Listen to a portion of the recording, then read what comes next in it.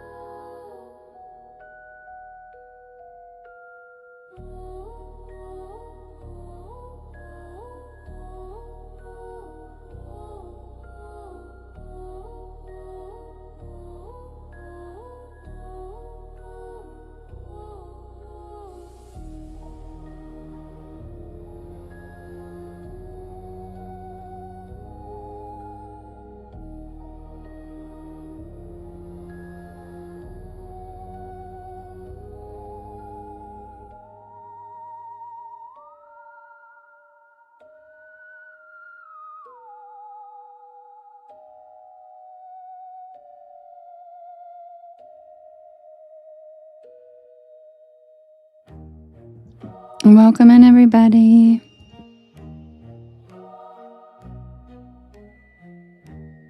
Hi, Brian. How you doing? Hi, Mimsy. How's everybody doing?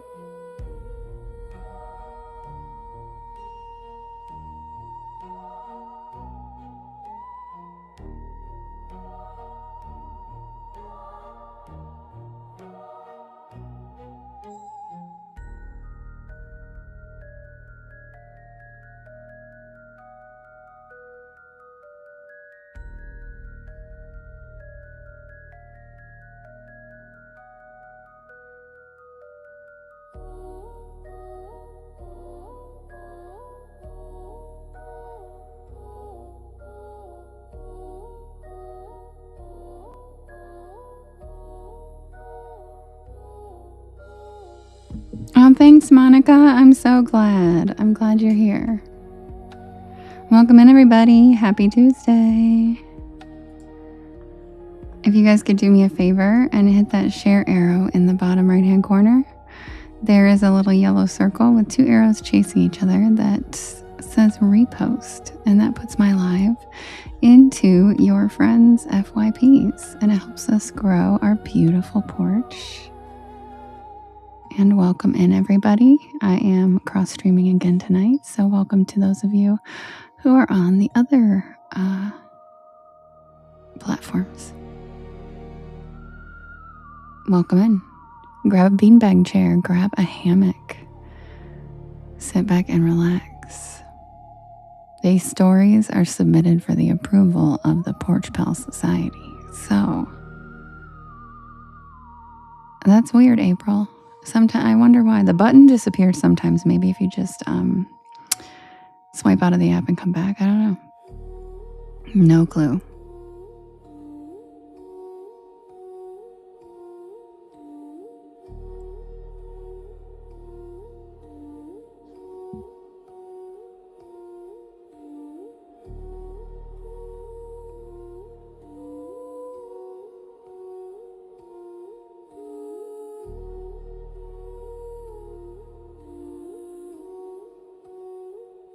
You're probably right, Brian.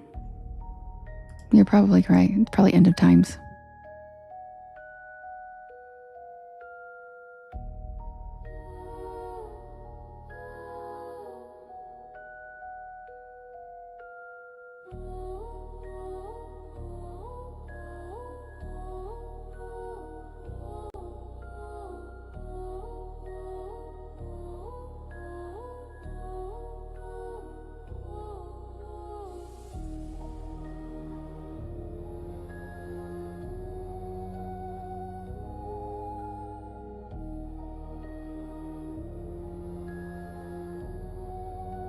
That's ridiculous, Michelle. Well, you don't show up as gray, so.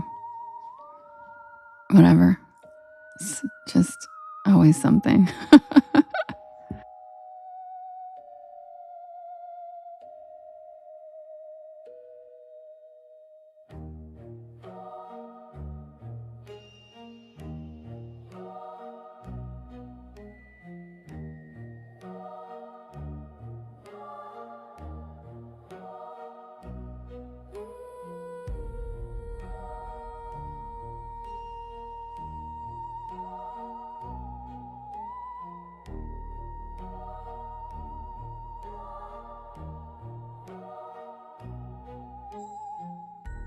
April, it hates on everybody. It's literally not even personal. It's just like the app just doesn't work. It just sucks.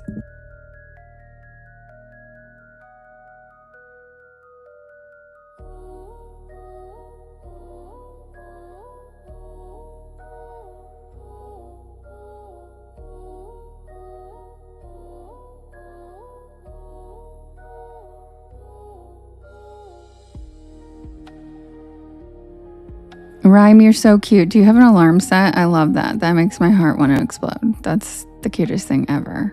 I love that so much. I tried to pin your comment and it didn't let me. Oh, there we go. It worked.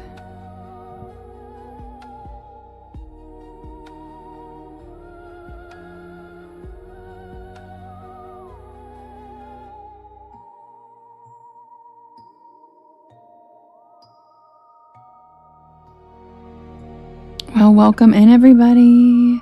Welcome to the porch.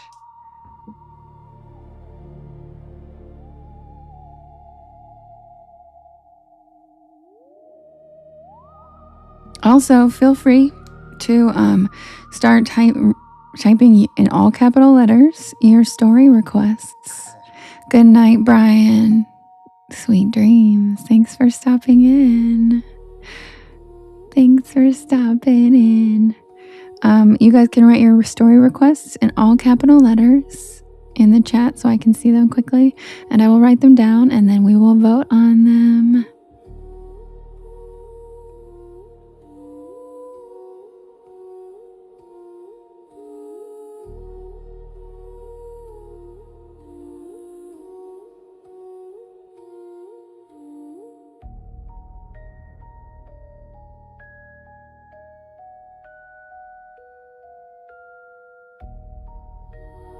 Oh, thank you, Winnie. That's awesome.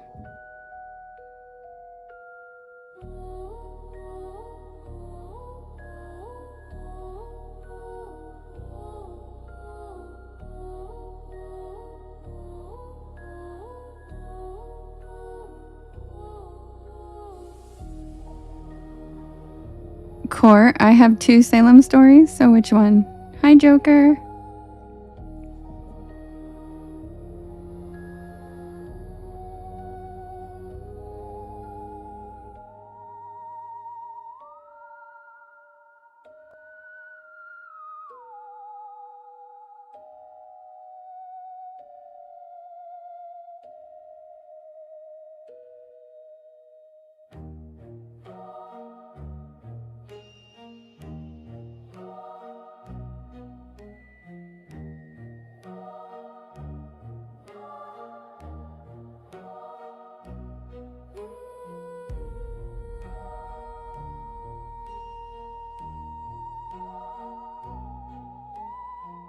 Oh, thanks, Tyler. That's so sweet. Hi, Gotham.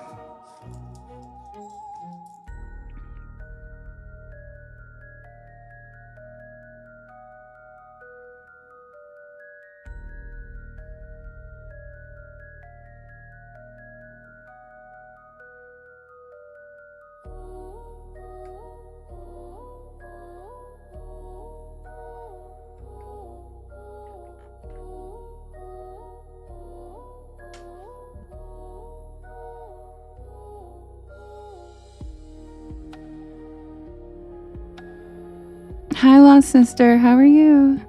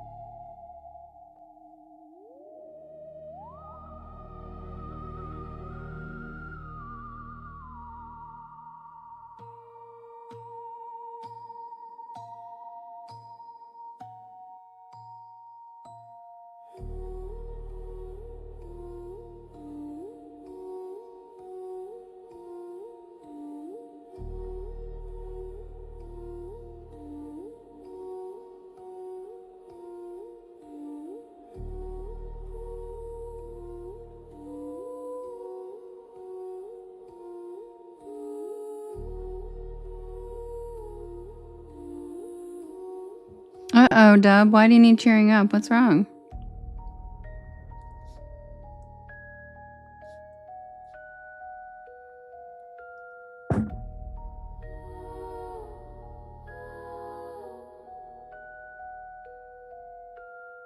Hi, Lemons. Hi, Lilith. Missed you. How you been? Hi, Lovely. Hi, Tequila Pepsi. Hi, Shakom.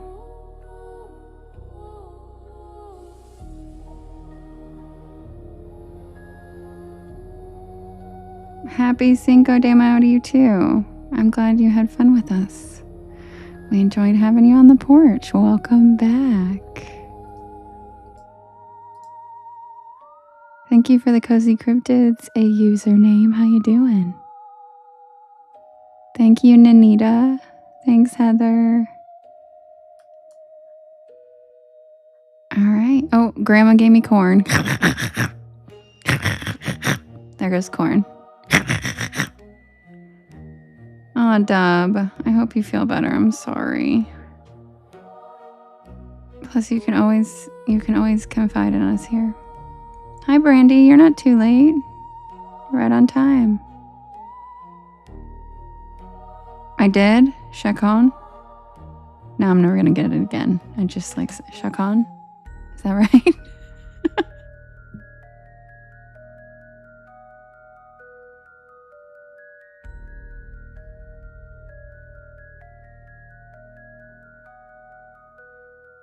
Lilith, which one? Thanks for the blooming heart, Carmen.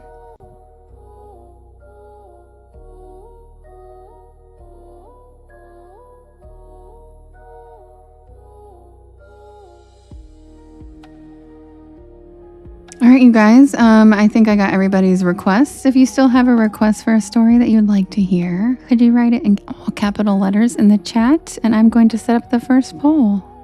I saw yours, Lily. Thank you. You don't have to repeat them. I go through and I get them all. Yeah. Hi, White Owl. How you been? Long time no see. We miss ya. Oh, the two hearts dancing. Yeah, isn't that cute? Called Bloomin'. Okay, lovely. Send a request. What do you want? By the way, were you actually not here when Tesla won 2 nights ago? Because I feel like you weren't freaking out in the chat. I was so confused because I was like, wait, why isn't Lovely freaking out? And I'm like, I swear to God, if she's not in here when finally we read Tesla's story, I'm gonna... Hi, Justine. Missed you too. You were listening? Okay, good. Oh, thanks for the fist pump, a username. Because I was like, dude, she's been requesting it for so long and it actually won. I'm so excited. I know, Brooke. People literally request that story every single night. Every single night. You're so sweet, Winnie. All right, so Lovely, what's your request? I love waffle fries. They're so good, waffle cone. They're so good.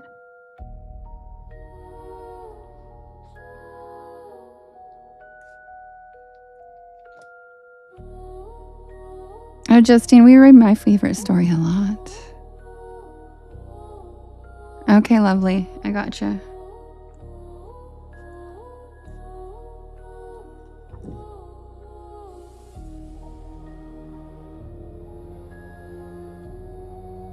Hola, Walito.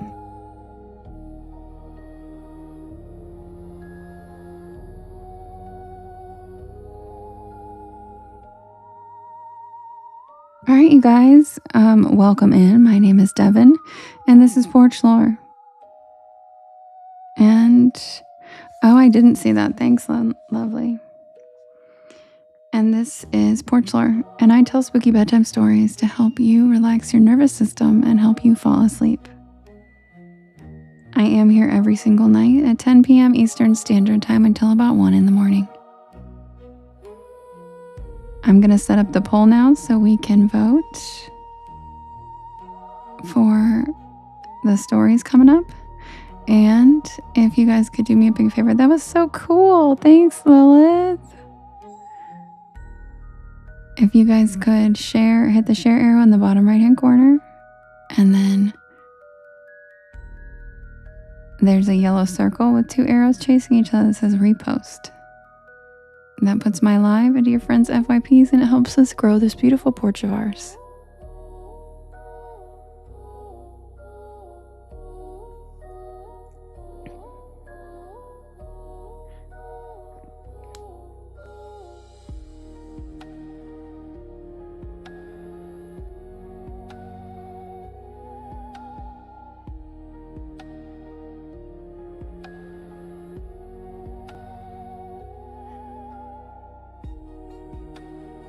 Yes, Diamante, it is.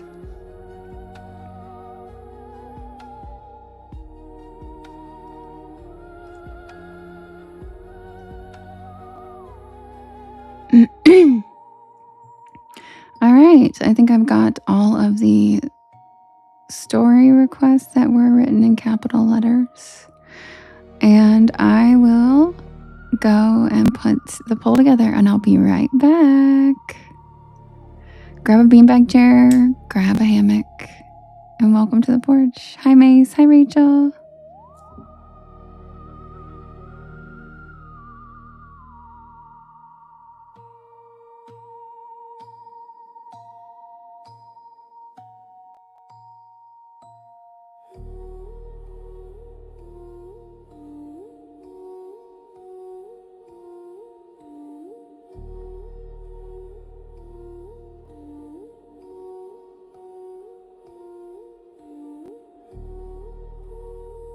Thank you, Carmen, for the fist bump.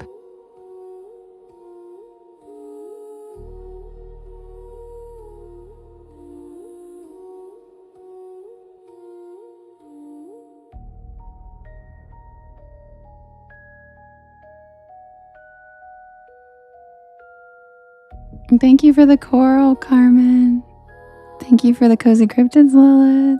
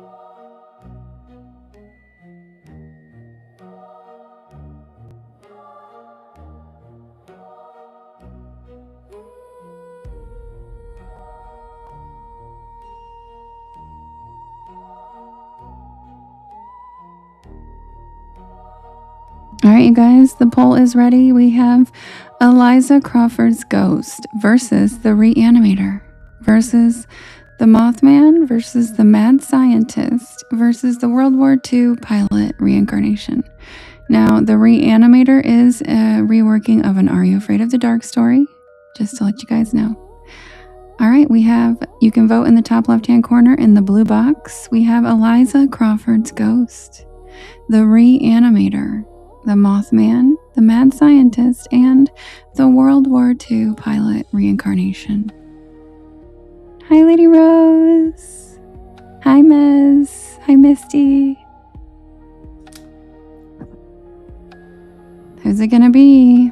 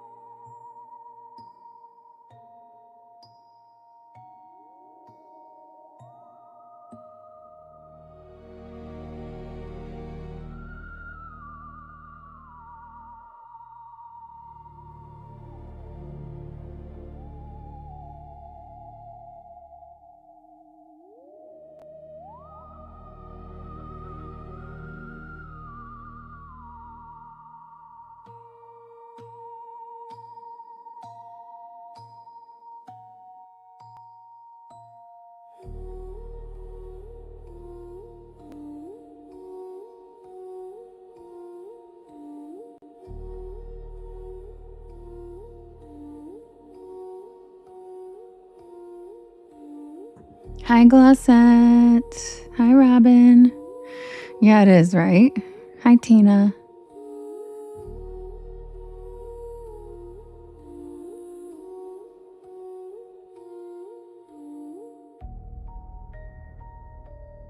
Oh, don't worry, Justine. If you can't vote, yeah, just sit back and chill. Just sit back and relax.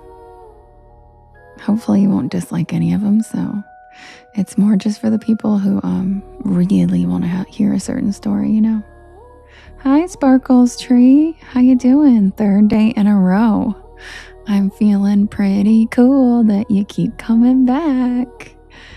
Welcome in. You guys, my new follower on Twitch, Sparkles Tree, has come in 3 days in a row now. Or I think actually all of the days I've streamed so far on Twitch. So thanks. Welcome in. I notice. And I appreciate you coming to support me every night. And if you end up getting a favorite story, you can always write the requests in the chat in all capital letters so I know that it's a story request. Thank you, Winnie. Janelle, welcome. Everybody welcome Janelle to the porch as well.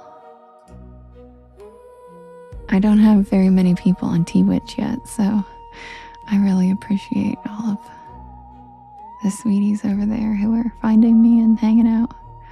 'Cause I'm still getting to know that one, how to use it and stuff like that.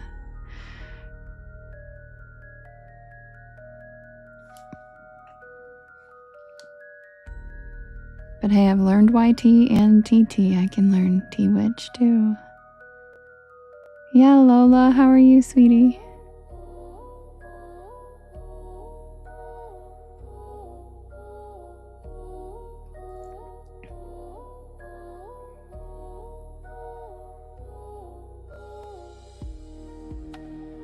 Wait, did y'all just see the porch change colors for a second, or am I hallucinating? Hi, Lorna.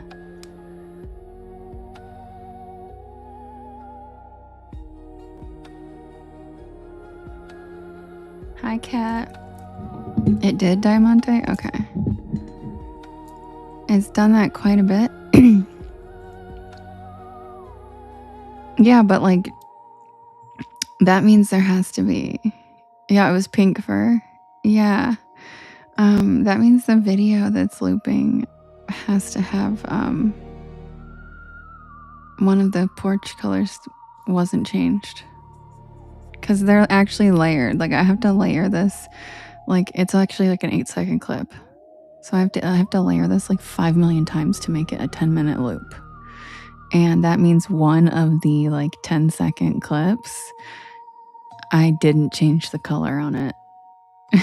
Because the variations of color I make, it's all the same porch. So that means that that means that one of the frames I missed and I kept it the pinkish purple instead of this one. Because I just saw it and I was like, wait, have I never noticed that before? Does it do that all the time? Because this is the one I've been using for a long time. So I'm going to have to go back and see because I think that's a little editing mistake.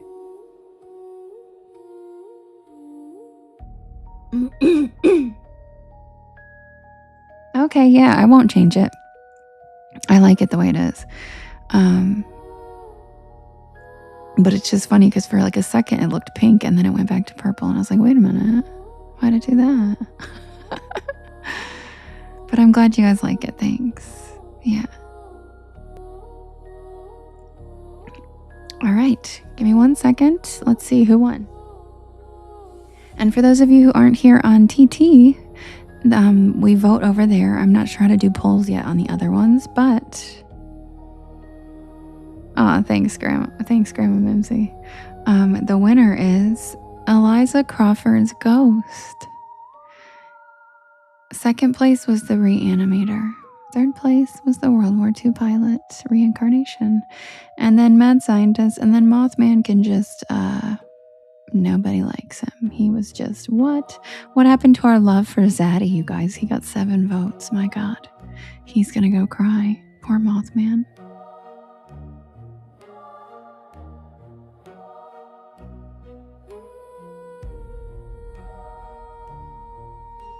Hi, honey buns. Welcome. How are you? Justin, I wish you could see the T-Witch chat too, because I can see both, but I have nobody over there. Yeah, sorry, Mothman. Not cool enough. Not tonight, bro. I'm just teasing, Chacon. I just like to joke about the poll. I'm like, everybody hates the Selkies. Like, I just like to tease. Yeah, I love Mothman. He has Zaddy stickers on my TT live chat because I call him the Zaddy of the Mothmans. Hi, Lady Rose. And if you don't know why he's the Zaddy of the Cryptids, that's what I meant, the Zaddy of the Cryptids. If you don't know why he's the Zaddy of the Cryptids, feel free to give it a quick Goog and look up his statue in Point Pleasant, West Virginia, and then you'll understand why I call him Zaddy. That's okay, Mims. That's okay, good, yeah.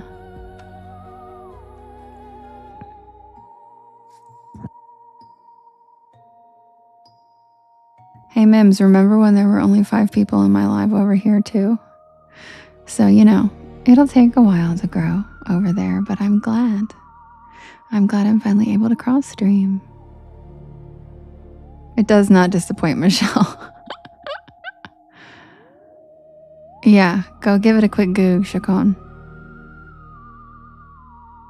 Just give Mothman statue, Point Pleasant, West Virginia, a quick Goog. Make sure you check out the front and the back. Winnie, I'm glad.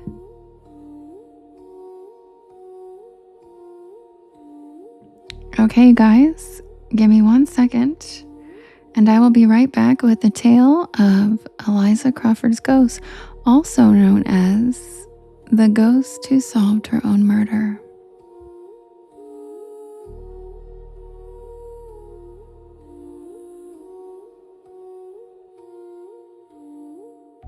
Right? Doesn't he have buns of steel? Do you see those, Lady Rose? Like, what?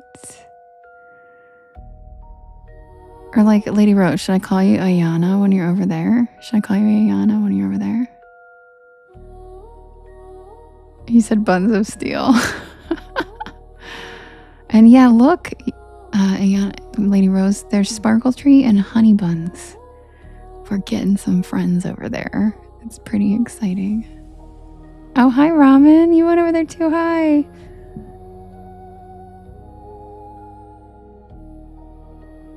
Thanks for the follow, Melissa. Welcome to the porch. All right, be right back. Hi, Ghost Flowers. Miss you.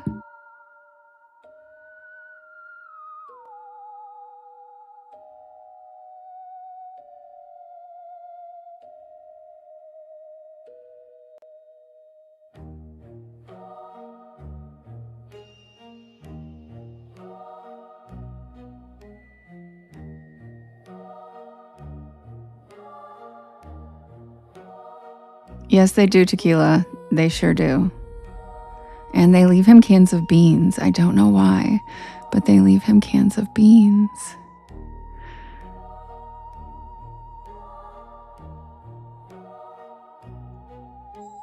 Okay, cool. Okay, Lady Rose. Trisha, thank you. That was cute. And thank you for the cozy cryptids, guys. Lovely was telling me I need to set up the gifts over on T-Witch too. I don't even know how to do that yet, but I'll figure it out. I'll learn that stuff this week, I think. I have to familiarize myself with the app. And thank you for the swan, Trisha. But hey, I've learned all the others, so I can learn that one too. And yeah, Lady Rose, did you see we have new friends in the chat? Yay! And Sparkle Tree's been coming back every night. I'm like so happy about it. We have an amazing community, Sparkle Tree. Our home base is YT, or TT, but I'm branching out. Okay, guys, be right back. Are you going to look, Tina? Good, look it up. Hi, Ness.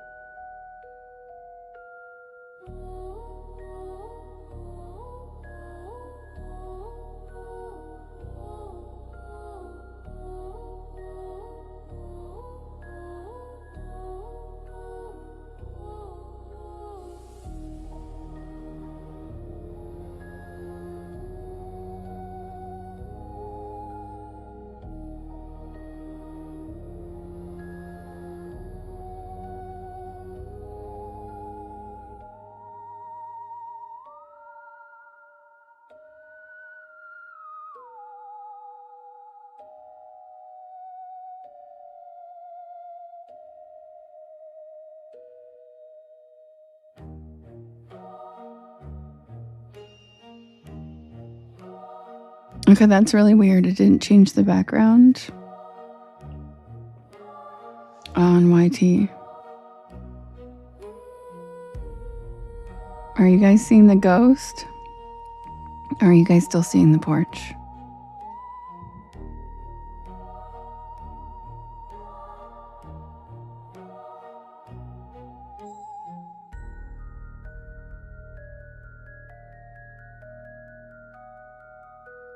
No, I'm asking the people on YT, not TT, guys. Thank you. I know TT sees it.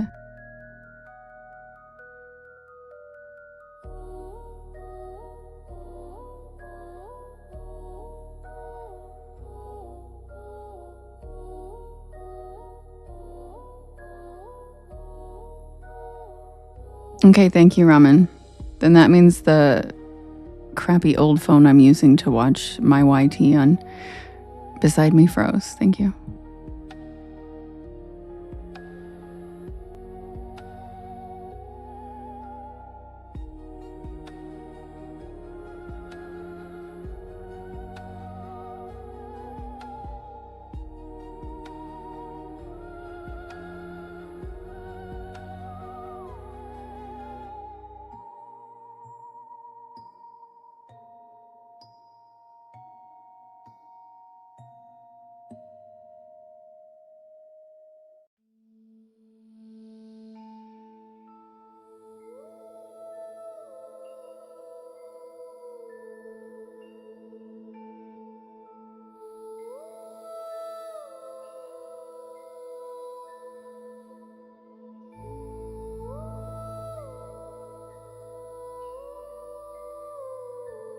Submitted for the approval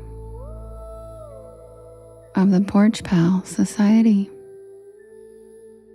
This is the tale of the ghost who solved her own murder.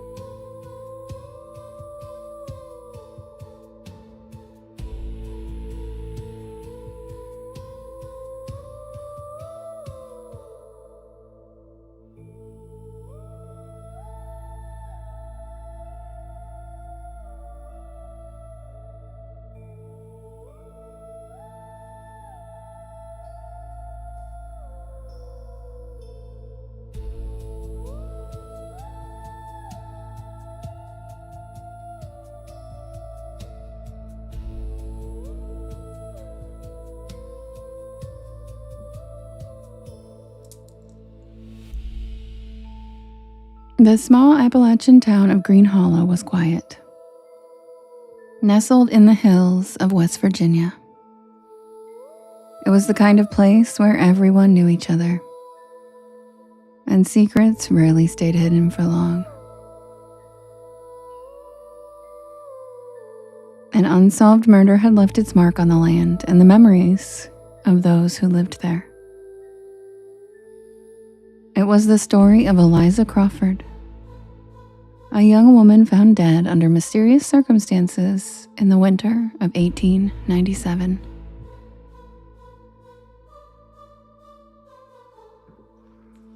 Her death had been ruled an accident, but whispers of foul play persisted. Some claimed that Eliza's spirit still roamed the hills. But the strangest part of the tale was not just that her ghost lingered. It was that she, from beyond the grave, had a hand in solving the very crime that took her life. The day Eliza Crawford died was bitterly cold. The kind of cold that seeped through your skin and settled deep into your bones.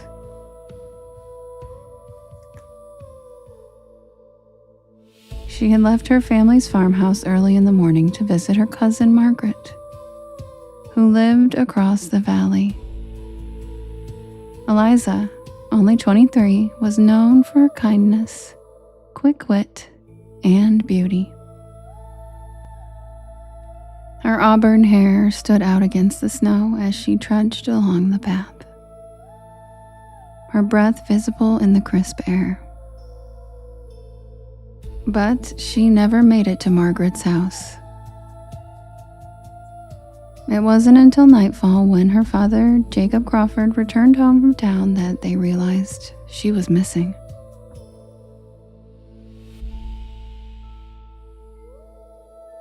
A search party was quickly organized, lanterns bobbing through the dark as men and women called her name into the freezing night. It was her brother Samuel who found her body. She lay at the bottom of a steep ravine, her limbs twisted unnaturally, her face pale in the moonlight.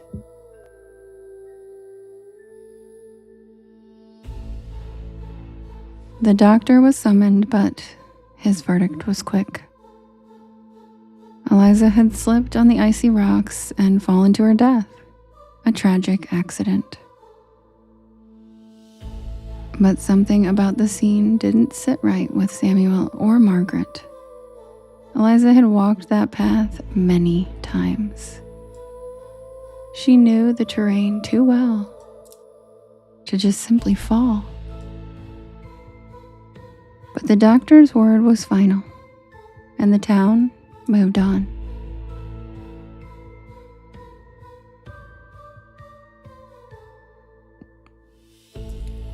Eliza was buried in the small cemetery on the hill beneath the weeping willow tree. Her death, while mourned, was accepted by most as an unfortunate twist of fate.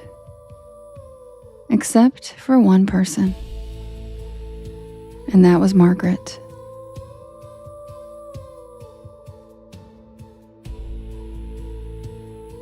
Margaret was the first to notice something was wrong. 3 nights after Eliza's funeral, she woke in the middle of the night to a strange sound. Soft, like footsteps on the hardwood floor outside her bedroom. At first, she thought it was her imagination, but then came the whispers.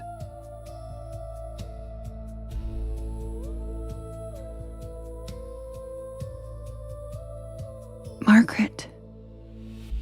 The voice was unmistakable. It was Eliza. Margaret shot up in bed, her heart pounding. She called out into the dark, but no answer came. The house was still, and the only sound was the wind howling outside and rattling the windows. The next morning, Margaret told her mother, but Mrs. Blackwell dismissed it as grief playing tricks on her daughter's mind. Yet the whispers continued, each night growing a little louder and a little clearer. Margaret, help me. Disturbed but determined, Margaret went to Samuel.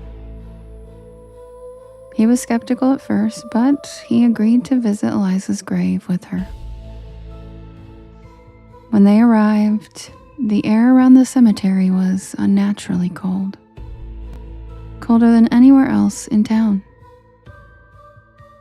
Margaret felt a chill that went beyond the winter wind.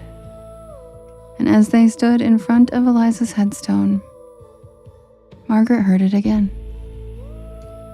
Help me. The voice was faint but unmistakable. Samuel heard it too. His face went pale as he glanced at Margaret. Eliza was trying to tell them something.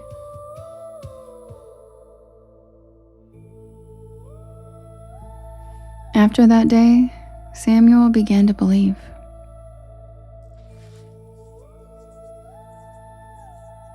He and Margaret returned to the grave frequently, hoping for more clues, more whispers, but Eliza's voice remained elusive.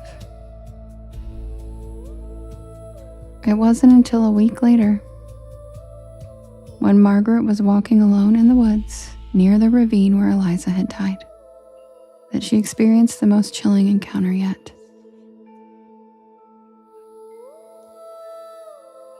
As she approached the spot where Eliza's body had been found, the air grew thick, as if the very atmosphere was charged with energy. The world around her seemed to blur, and for a moment, Margaret thought she might faint. But instead of collapsing, she saw something.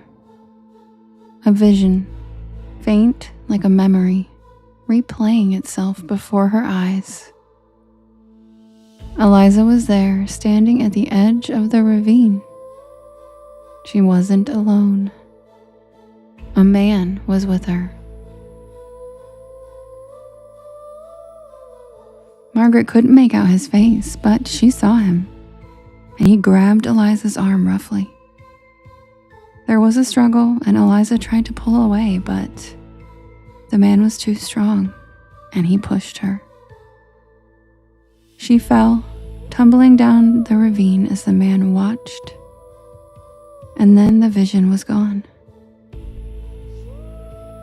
Margaret gasped, her breath visible in the cold air. The truth of what she had seen burned in her mind. Eliza hadn't fallen at all. She had been pushed. Shaken but resolute, Margaret went to Samuel with what she had seen. His face grew darker with every word, and he too began to suspect that Eliza's death was no accident. Someone had murdered her, but who? They thought back to Eliza's life, to the people she had known and the men she had courted, and one name came to the forefront. Billy Turner. He had been sweet on Eliza for years, but she had always rejected his advances. Recently, though, his behavior had turned more aggressive, and he had been seen arguing with her in town just days before her death. Billy Turner was a hot-headed young man, known for his temper and jealous streak. He'd always been obsessed with Eliza, and Samuel and Margaret now feared that his obsession had turned deadly. That night, Eliza's whispers returned clearer than ever. Billy, Billy. It was all the confirmation they needed. Eliza's ghost was pointing them toward her killer. Armed with this revelation, Samuel and Margaret went to the sheriff, but they knew that without solid evidence, their claims would be dismissed as superstition.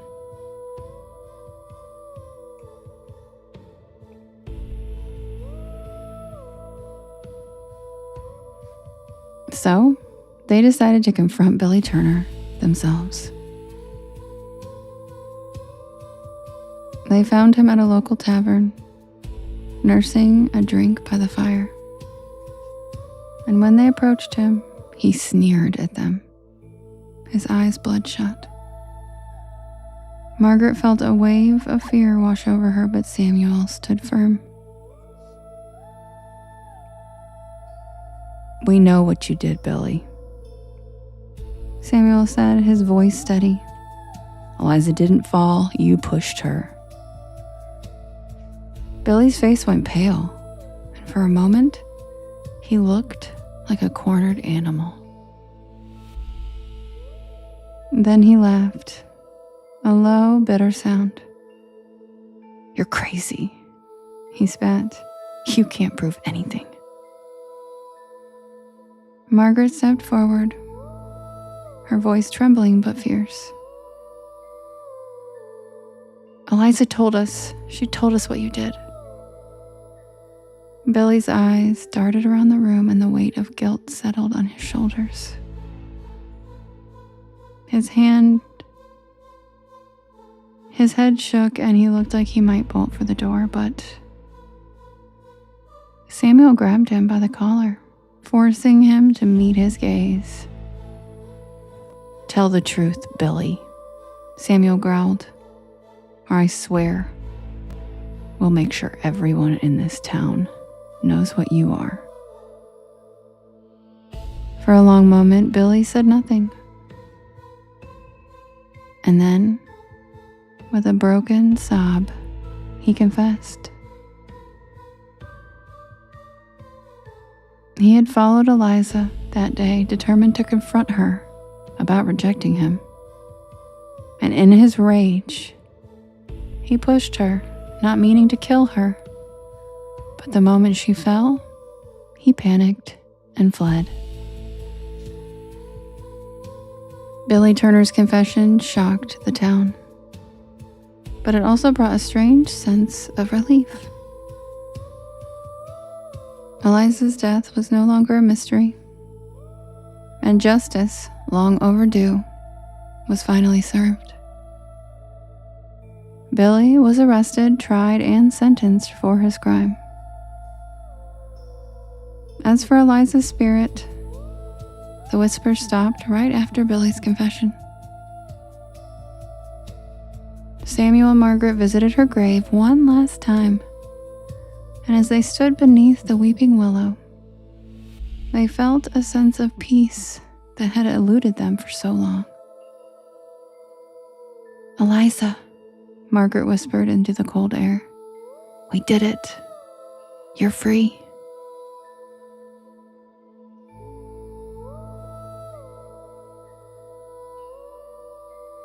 The wind rustled through the branches of the willow, and for a brief moment they both felt it, a warm presence.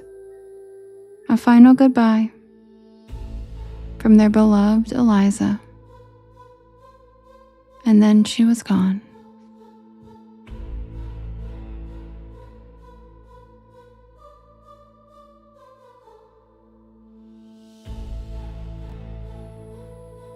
And that's the tale of the ghost who solved her own murder.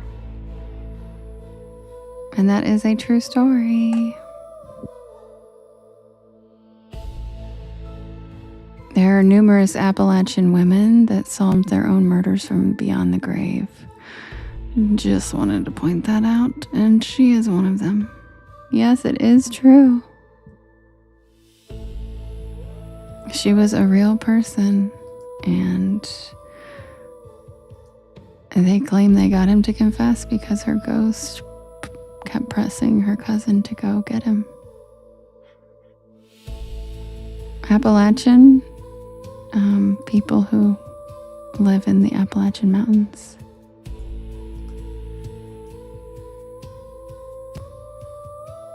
Which is where I grew up.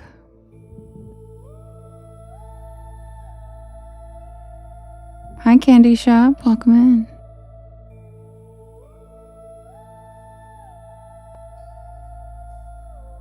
Thanks, Maz. I appreciate that.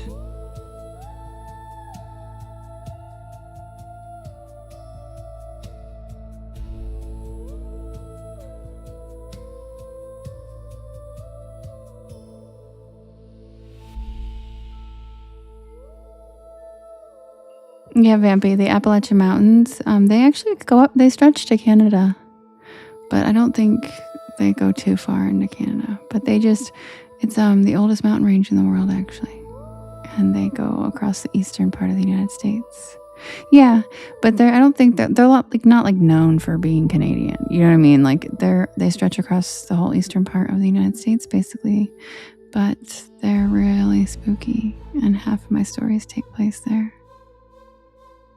And Eliza Crawford was from West Virginia, and West Virginia is the only state that the entire state is Appalachian Mountains.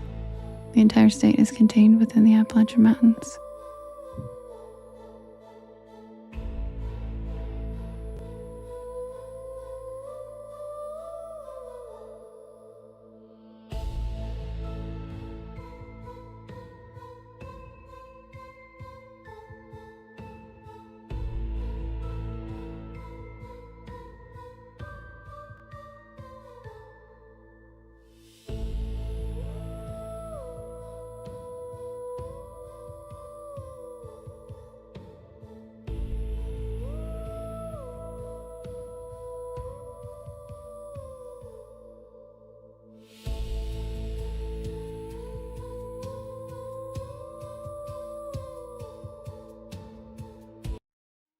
All right, that's enough of the banshee music for now.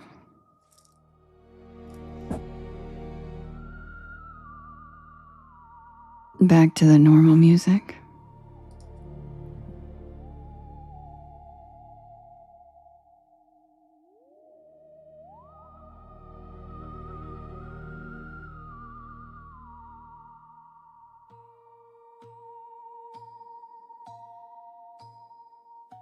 Hi, Will. Welcome. Hi, Nancy.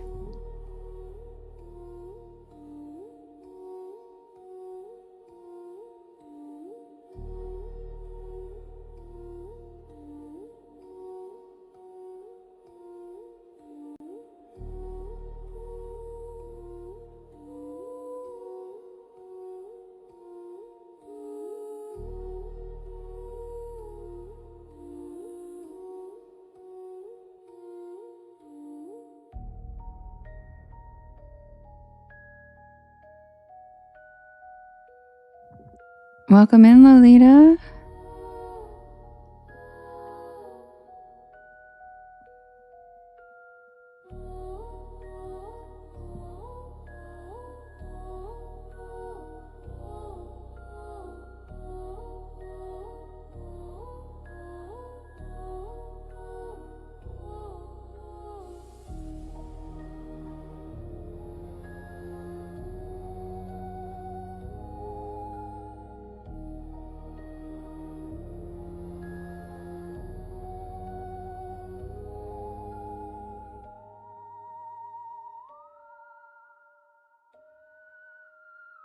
And yeah, Dick Tracy, West Virginia, the whole state lies within the Appalachian Mountain Range. So like in North Carolina, like only part of North Carolina has the Appalachian Mountains in it, But like West Virginia, the entire state is within the Appalachian Mountains. So the whole damn state is spooky. The whole damn state is covered in mountains. But also welcome in Lolita. It's her first time. You're from Roanoke, Virginia. Nice. My brother used to be the VP of Roanoke College in Salem, Virginia. Rachel, thank you for your first gift ever. And thank you, Gigi. Thanks, Vampy. Oh, a good storm. I love a good storm, Michael. Okay, you guys, I'm going to set up the next poll and I will be right back. And if you're new here, welcome in. My name is Devin and this is Porch Lore. And I tell spooky bedtime stories to help you relax your nervous system and help you fall asleep better. I am here every single night at 10 p.m. Eastern Standard Time until about 1 in the morning. And if you guys could do me a big favor while I'm setting up the next poll, if you could just hit that share arrow in the bottom right-hand corner. There is a little yellow circle with 2 arrows chasing each other that says repost, and that puts my live into your friends' FYPs. And it helps us grow this beautiful porch. Also, thank you for helping me meet my goal on YT. I'm still getting the hang of this. So thanks, Misty. I appreciate you. The delayed thank you, but thanks. Love ya. Those are really cute. All right, I'll be right back with the next poll, you guys. Grab a beanbag chair, grab a hammock, sit back and relax.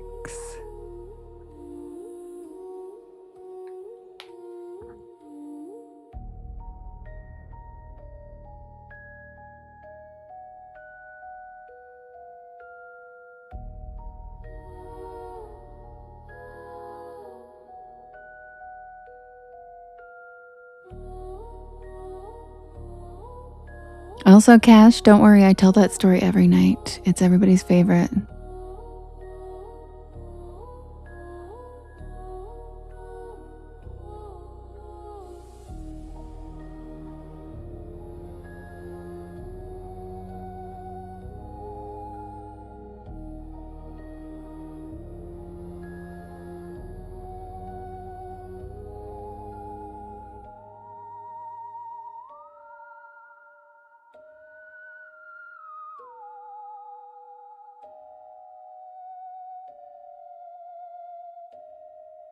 Welcome in, Nancy.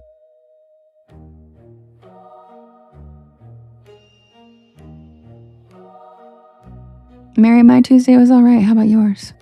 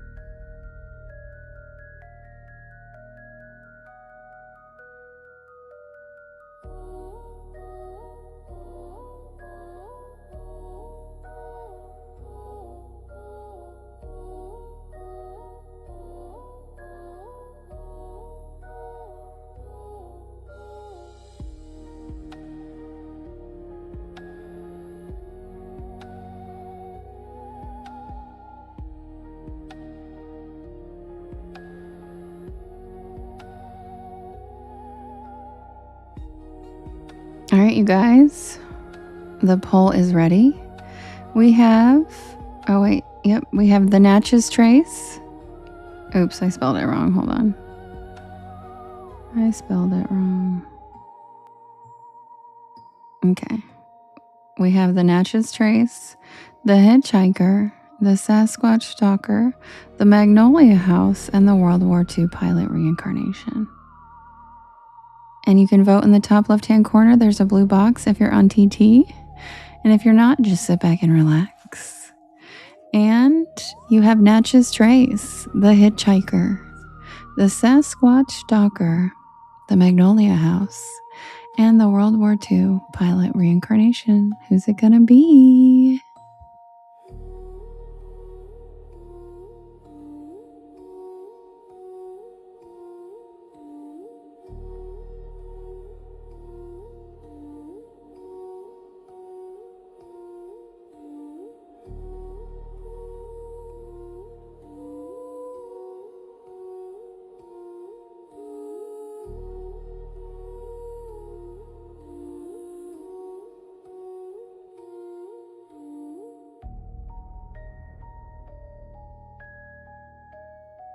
Justin, I think Sparkles asked for World War II pilot over here on T-Witch. Hi, Phil.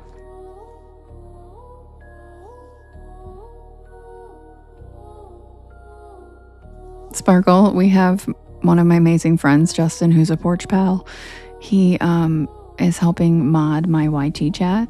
And so anybody who wants to vote from YT or T-Witch, he asks and then goes over there and votes. But then I realize he can't see the T-Witch chat. He can only see YT. So he's going to vote for you right now, Sparkle Tree. He's the sweetest.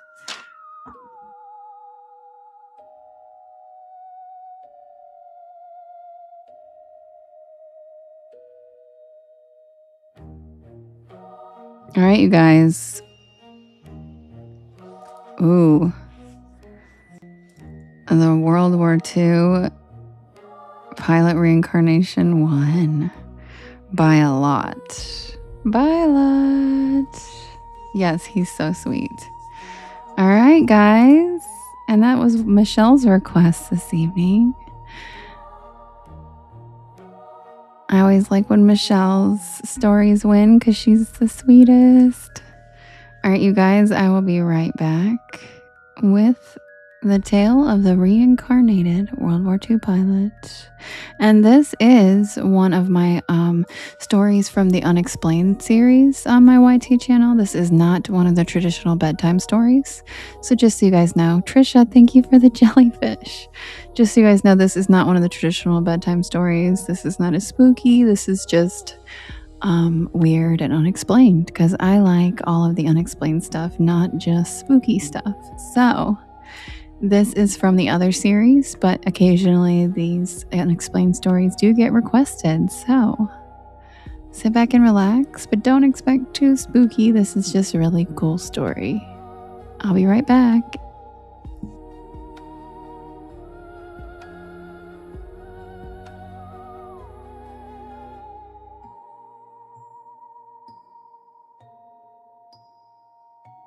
Yes, spooky cabins, weird and unexplained. I love.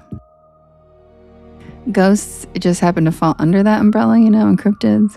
Spooky happens to fall under it, but so does like Nikola Tesla and like time travel and like, so I like everything that's unexplained and weird.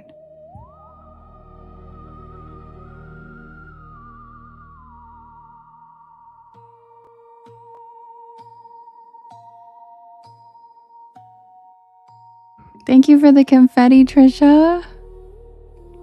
And thank you for the night star. Those jellyfish are so pretty, my God.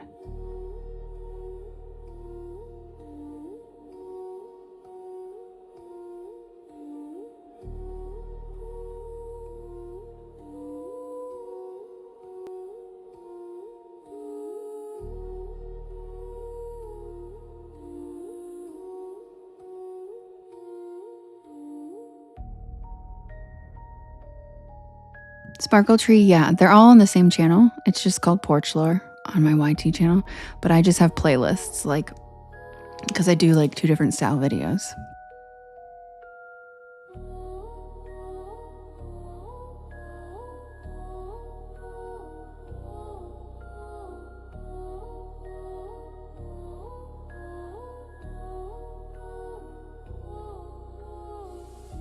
That's the truth, displaced Cajun. That's the damn truth.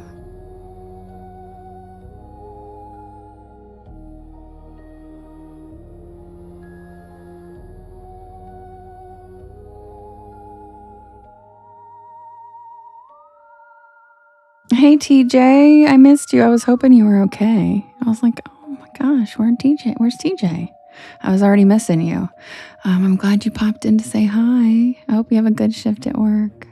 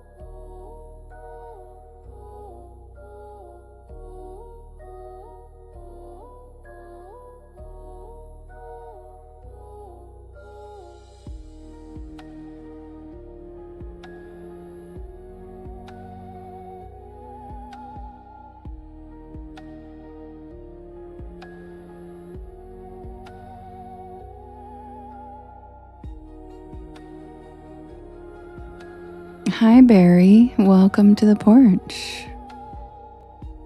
How you doing tonight? My name's Devin.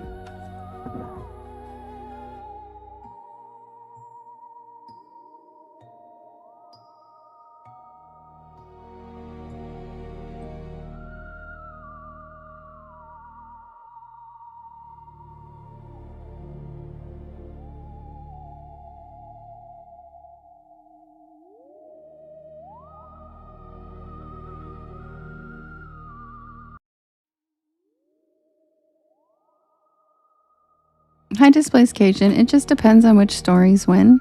Some stories are 25 minutes long. Some stories are like 6 to 8 minutes long. So it literally just depends on which ones win. Sometimes it could be as little as 3 if there's like a bunch of long ones that win, but I always do the last story. So I would say between 4 to 7.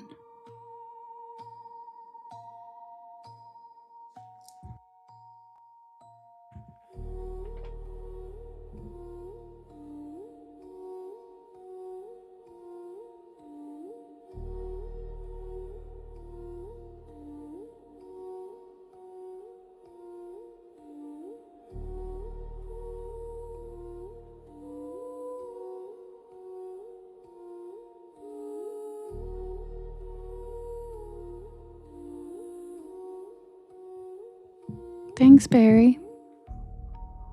Submitted for the approval of the Porch Pal Society. This is the tale of the reincarnated World War II pilot.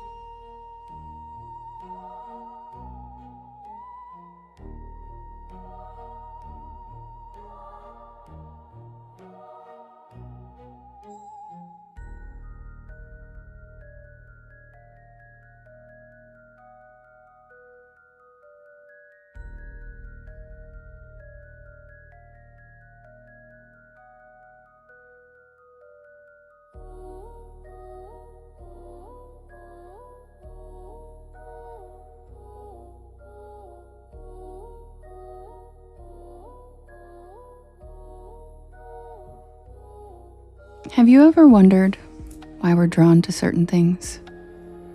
Hobbies, pastime periods, certain locations. Even what we fear is sometimes random and perplexing. Could our interests and our fears be based off of previous experiences that we've already lived through before?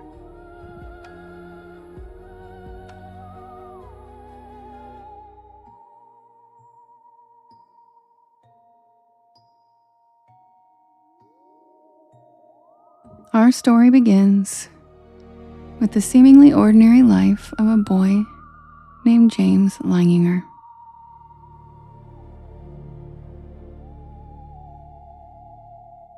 He was the only child of Bruce and Andrea Langinger, a couple living an average suburban life in Lafayette, Louisiana.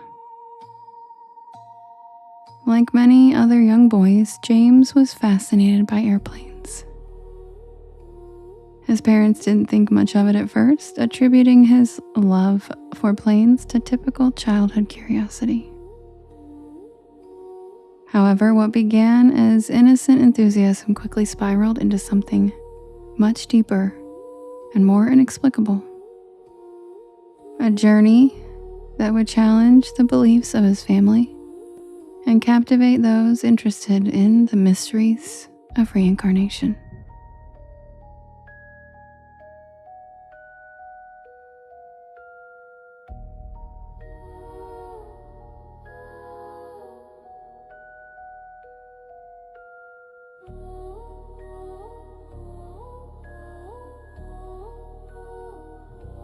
When James was just a toddler, he exhibited an unusual level of knowledge about airplanes.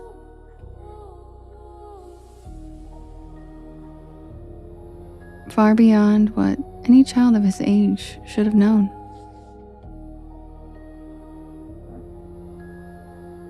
He would spend hours playing with toy planes,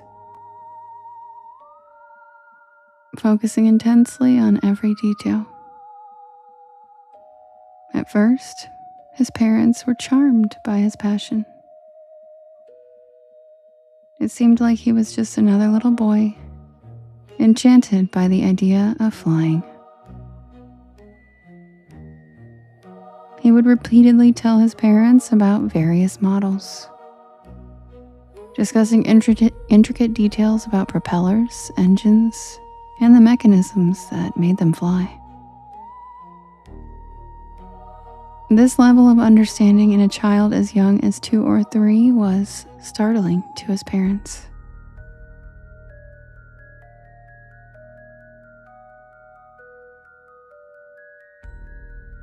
Bruce and Andrea, both educated and rational people, didn't initially suspect anything strange. It wasn't until the nightmares began that the gravity of the situation started to sink in. When James was around 2.5 years old, he began having recurring, horrifying nightmares.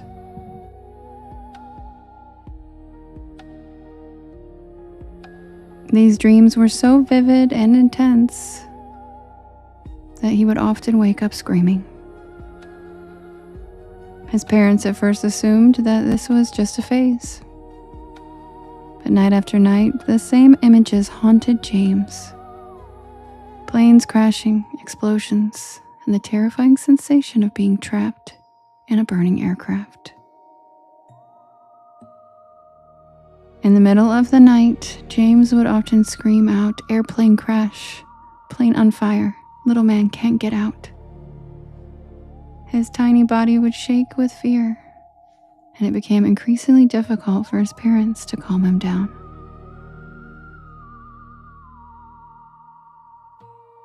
It wasn't just the frequency of these nightmares that concerned Bruce and Andrea, it was their specificity.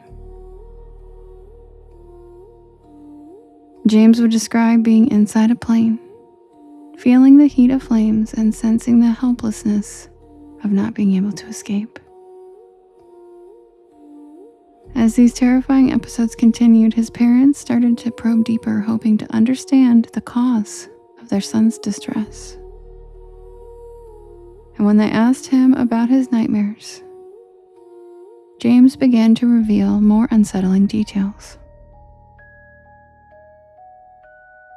He told them that he had been a pilot in his past life and his plane had been shot down by the Japanese during World War II. For a boy who wasn't even old enough to comprehend the concept of war, let alone the specifics of World War II, these revelations were shocking.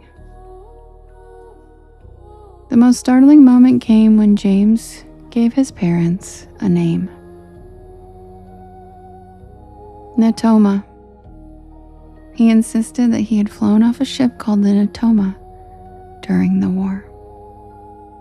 This was a pivotal moment for Bruce, who was a skeptic by nature. However, when his son mentioned the name Natoma, Bruce felt compelled to investigate. He began to research World War II, focusing on naval vessels and air battles in the Pacific. And to his amazement, he discovered that there had indeed been a ship called the USS Natoma Bay, an escort carrier that had seen combat in the Pacific theater during the war. The fact that James, at such a young age, could recall the name of a relatively obscure vessel that had served in World War II defied any rational explanation. But the discoveries didn't stop there. When Bruce asked James if he could remember the name of anyone else from his supposed past, James responded with a surprising answer. he said Jack Larson. This name would become central to unraveling the mystery of James's memories. Armed with his new information, Bruce became obsessed with uncovering the truth behind his son's disturbing nightmares. He continued to delve deeper into the history of the USS Natoma Bay, hoping to find some connection to the name Jack Larson. After much research, Bruce found that there was, in fact, a man named Jack Larson who served as a pilot during World War II. And he had flown off the Natoma Bay.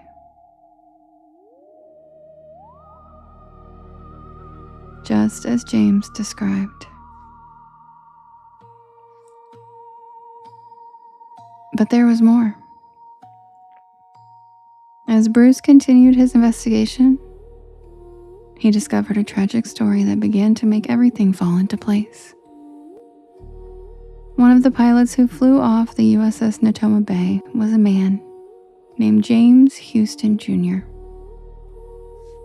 Houston had been shot down during a mission in the Pacific in 1945 near Iwo Jima, and his plane had been destroyed in a fiery crash. The details of Houston's death eerily matched the recurring nightmares that had been plaguing young James Leininger.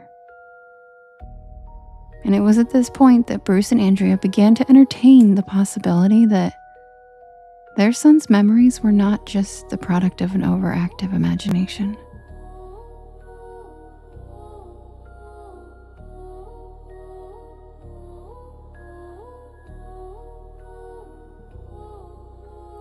Despite their skepticism, the evidence was becoming too overwhelming to ignore.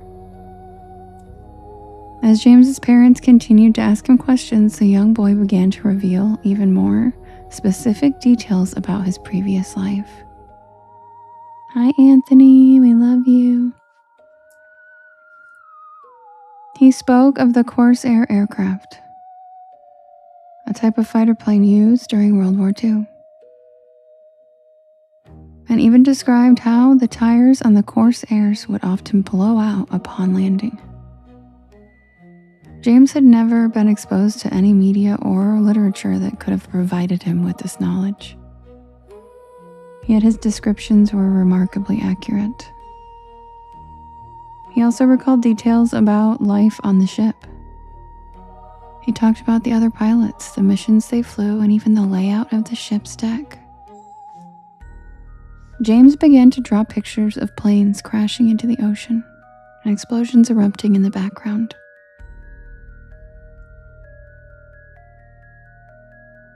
His parents kept these drawings, each one a vivid portrayal of the memories James seemed to carry from his previous life. And when asked why he was signing the picture, James 3, he told his parents it was because he was the third James. His parents later realized that after James Houston Jr., their son would be considered the third James. In one particularly haunting moment, James told his parents that his plane had been shot down by the Japanese. He explained that his aircraft had been hit in the engine, causing it to burst into flames. By this point, the Leingingers had become fully immersed in uncovering the truth behind their son's extraordinary recollections. And in 2003, they attended a reunion of veterans who had served on the USS Natoma Bay.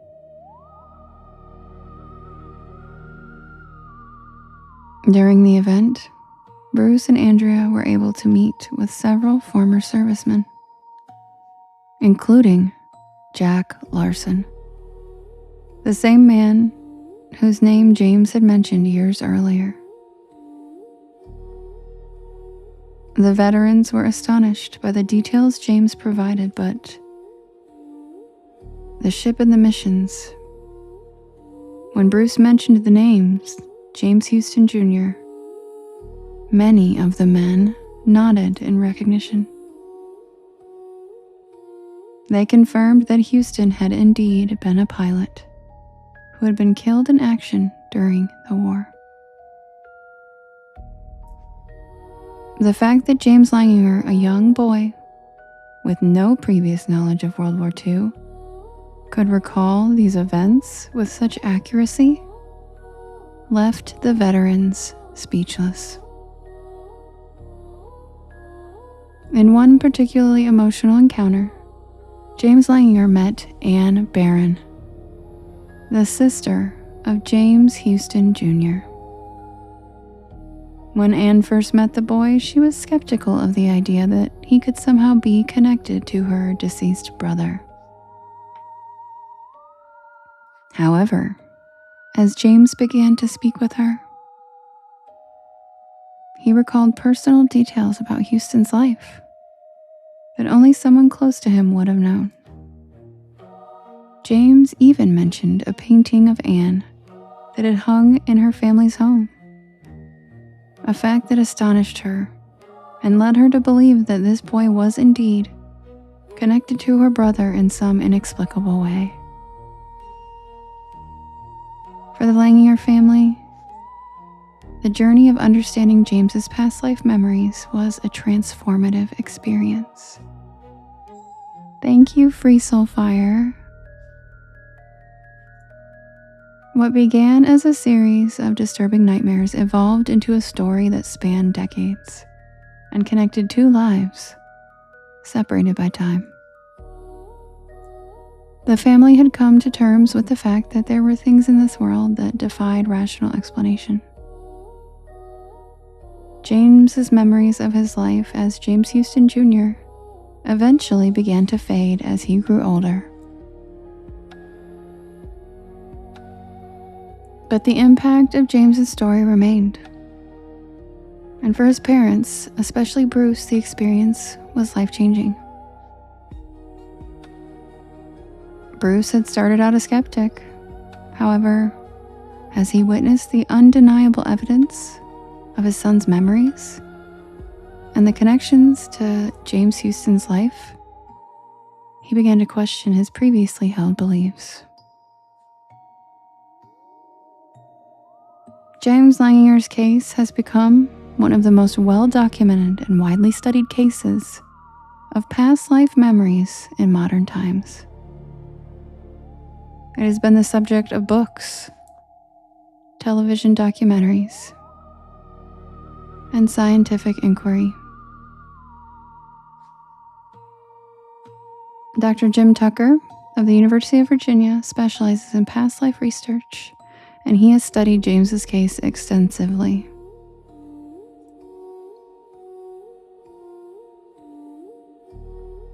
As we reflect on the story of James Langinger, we are left with more questions than answers. How can a young boy remember details from a life that ended decades before his birth? Is reincarnation a plausible explanation? Or is there another mechanism at play that we have yet to understand? While the case of James Langinger may never provide definitive proof of life after death, it forces us to confront the possibility that the mysteries of the human soul are far greater than we can comprehend. For the Langinger family, the experience was both bewildering and enlightening. It challenged their understanding of reality, and it opened their minds to the idea that life is not as linear or as finite as it seems.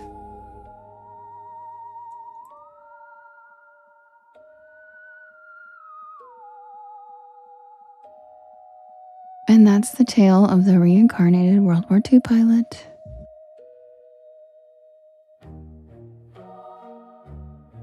Hey Justin, can you do me a favor? Can you check on YT? Is there a way for you to look at blocked people? I think I accidentally blocked the person that was in the chat and they said they come from TT. if you were the person that came over from TT and you regularly listen and you were being really sweet in the chat on YT, I don't know how to use YT yet, and I think I accidentally blocked you. I'm so sorry, and I don't know how to undo it. So let this be on record. I did not mean to block you, and I will figure out how to fix it. I'm very sorry. Thank you guys. I don't even know how to check, but I didn't. And like the thing is he left a comment and then it like disappeared. And so the only thing I can think of is that I accidentally blocked it, because I'm like, where'd the comment go? Where'd his comment go? So I think I accidentally blocked somebody. I don't know how the comment would disappear otherwise. So thank you if you could check. Thanks, lovely. I appreciate you. Also, guys, that is a true story. And the unexplained videos on my YT channel, I am in them, not in almost like news reporter style, like Y-file style. Like I'm in them. I present this information as, unexplained phenomenon, and I show the B-roll of the actual people and the information. So if you ever want to check these out, the actual pictures of the man from World War II are in this video. The actual dude who lives right now, who's probably like 35 at this point, literally B-roll of the interviews with his parents are contained in my video, as well as his drawings from when he was a little boy that his parents saved. I have all of that contained in the video. So feel free to check it out. Same with like the Lubbock lights. I have the actual pictures that dude took with his old camera in the video. So I just make these backgrounds for the unexplained stories to read them to you live. But the unexplained stories all actually contain the pictures and footage that pertains to those stories. Hi, Becky. This one was called The Tale of the Reincarnated World War II Pilot.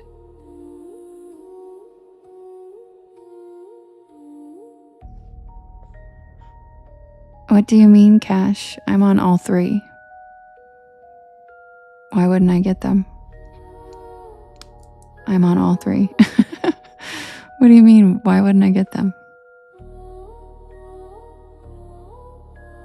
Okay, Haley. I'm glad to have you here. You can fall asleep here. Everybody else does. Sweet dreams. We'll see you tomorrow.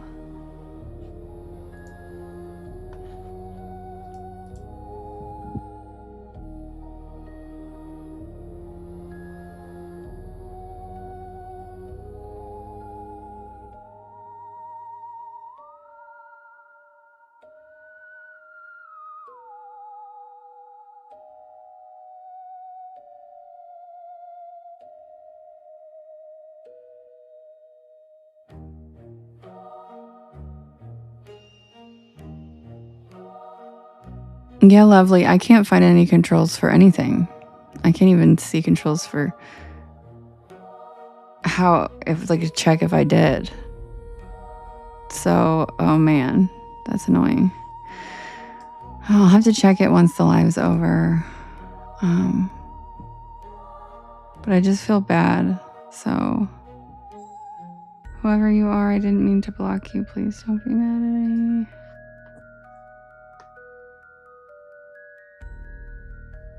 And I don't even see it in the settings. I don't know. I'll have to figure it out after the live. All right, you guys, I am going to set up the next poll so we can vote. I'll be right back. And if you are new here, welcome in. My name is Devin, and this is Porch Lore. And I tell spooky bedtime stories to help you relax your nervous system and fall asleep. And I'm here every night from 10 p.m. Eastern Standard Time until about 1 in the morning. And I do write and record all these stories myself. So if you want to listen to them whenever you want, they are available on my YT channel. And as of last Thursday, so are the recordings of my lives. So you can listen to the lives again too if you would like, without the chat. So it just sounds like I'm talking to myself like a crazy person. Thank you for the fist bumps, Tracy. I think those are cute. Thank you for the perfume, Wanderlust. Thanks for the cozy cryptids, Lonnie.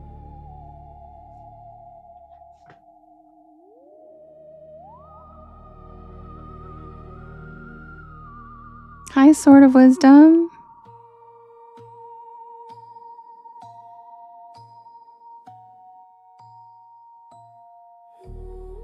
Oh, that's okay, Cash. No, I'm just streaming on all three, but I have all three open, so like I'm just on all of them, if that makes sense.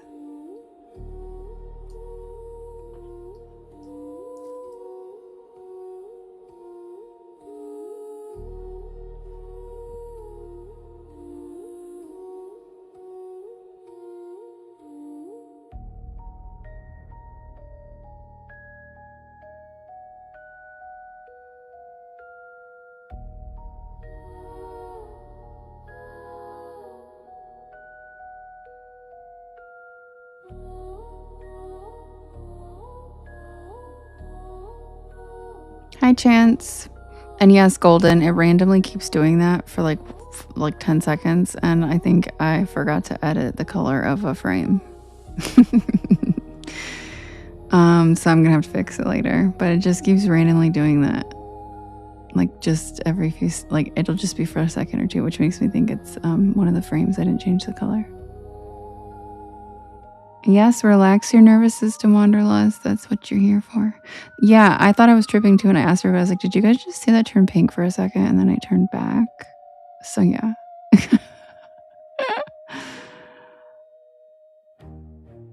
No, Rachel, I accidentally blocked somebody on YT. I think because their comment disappeared, and they were like, "Hey, I watch you every night on TG. I'm over here." And then I was like, "Hey," and then all of a sudden their comment was gone, and I'm like, "Shit." The only thing I can think of is that I must have accidentally blocked them. So I'm gonna have to figure it out afterwards. That's okay, Lorna. I'm so glad you fell asleep. Don't be sorry. That's the point. Good night. Yeah, it was somebody on YT, and I can't see their comment anymore, and I don't know what I did. So whoever you are.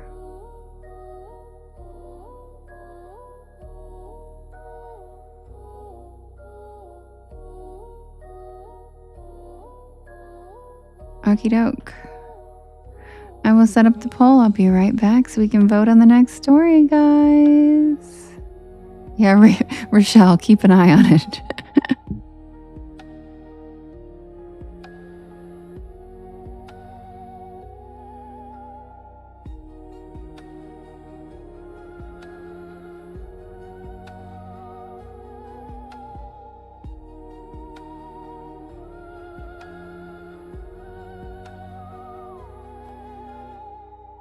Yes, Lorna. I literally, just like CJ said, I literally say spooky stories to help you relax your nervous system and help you fall asleep.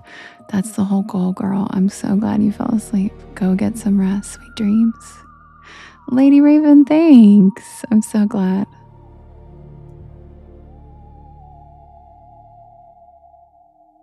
My page has been growing over there too, so thanks for watching over there.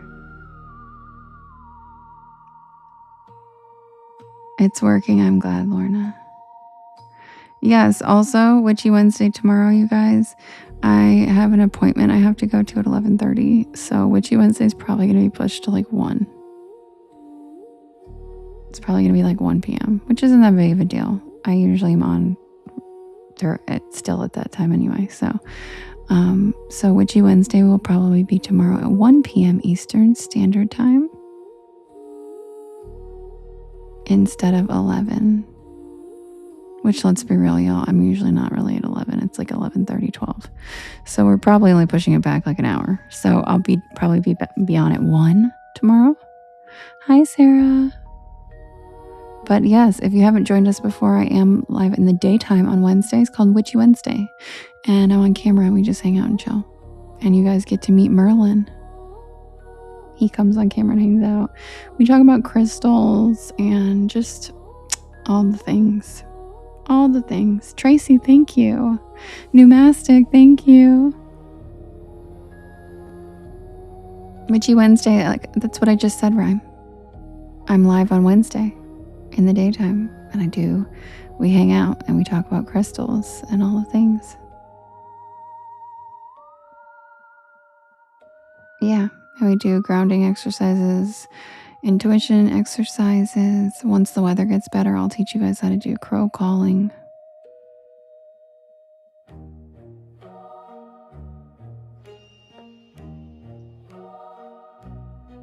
Trisha, thank you so much. You are the sweetest. Thank you so much, Trisha.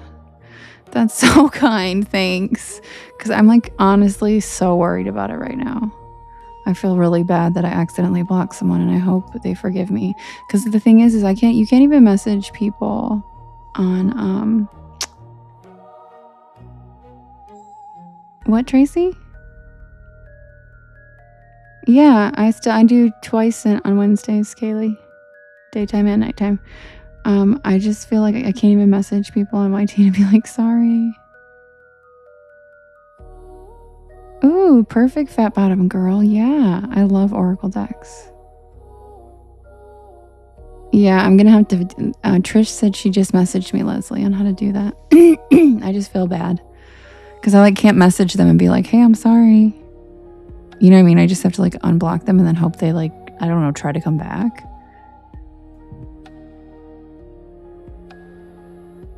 All right, guys, setting up the next poll. Be right back.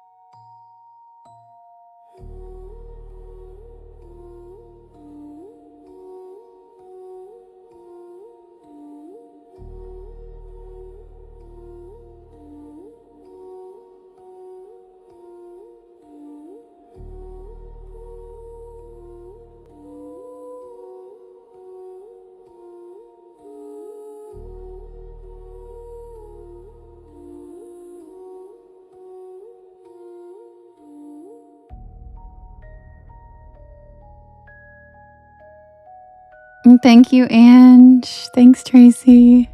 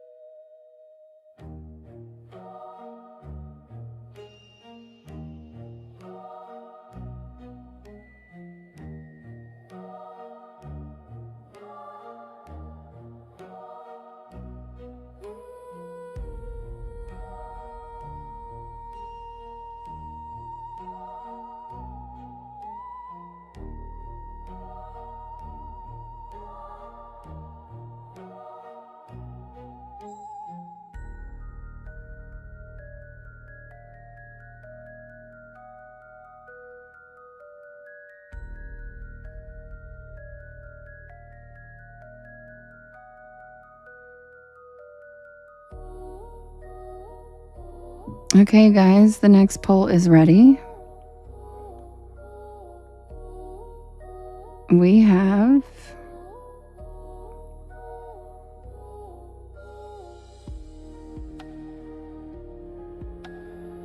the Selkies versus the Pukwudgies versus the Salem Time Slip versus the Fresno Nightcrawlers versus the Reanimator, which is an Are You Afraid of the Dark story.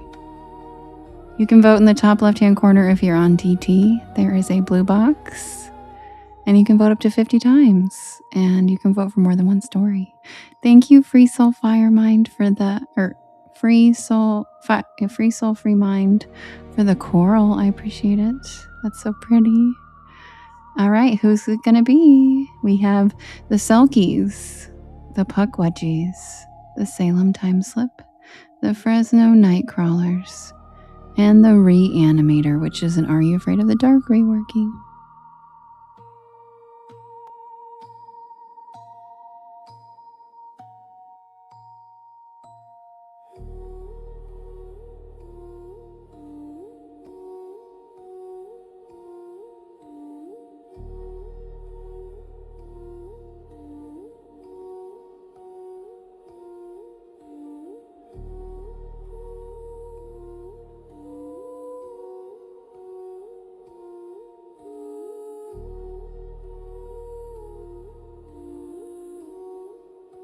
You know what, lovely? I don't even know why I did that. It's only Tuesday. I have no idea why I put the Fresno Nightcrawlers on the poll. I'm sorry. I literally have no idea why I did that.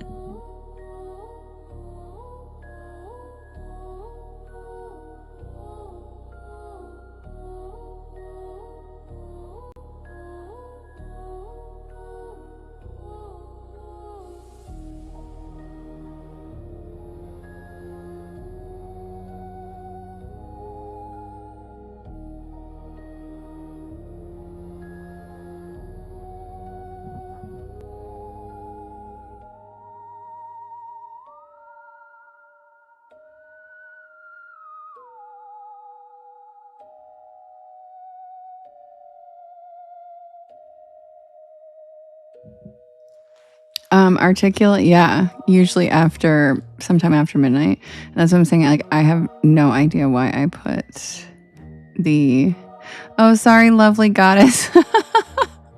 You probably thought I was talking to you. I'm so sorry. Hi. No, I was talking to lovely Miss Lockhart. Sorry. Yeah, I have no idea why I put it on the poll. It's so weird. And you know what? I had like A, B, C, D, E, F. And I was like, why is there an extra one?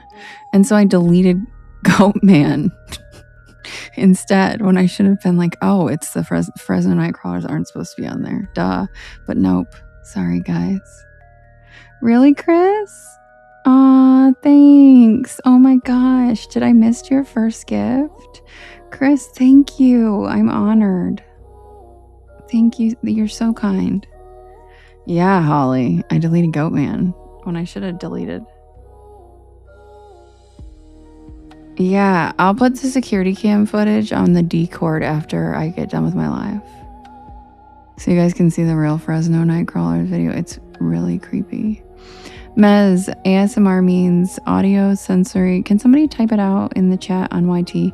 I can't remember the exact wording, but it's when soothing sounds stimulate your brain, make you feel relaxed.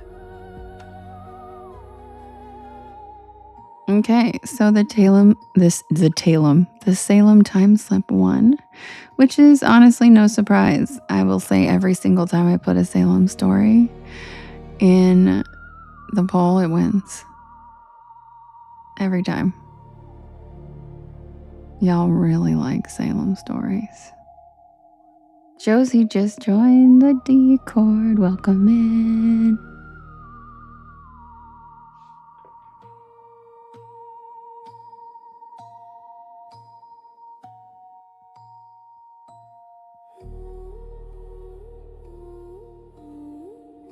Thank you. Autonomous sensory meridian response. There you go, Mez. It's autonomous sensory meridian response, and it's a response to relaxing sounds.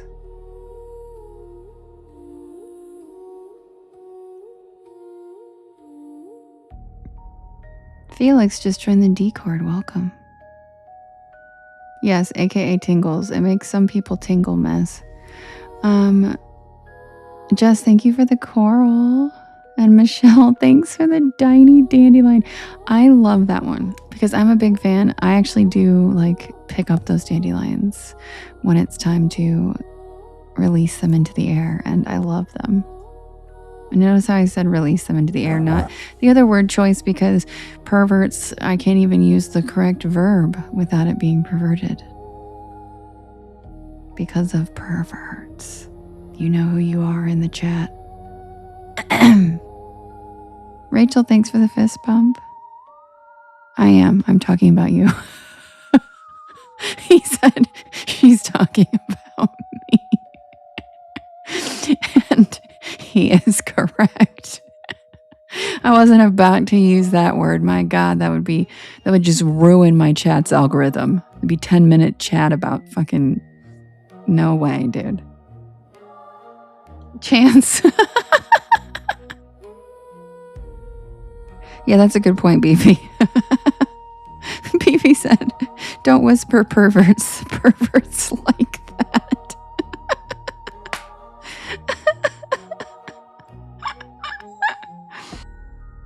I was like, release the dandelions into the air. Release. That's the word I was like, but stop it. Nope, don't even.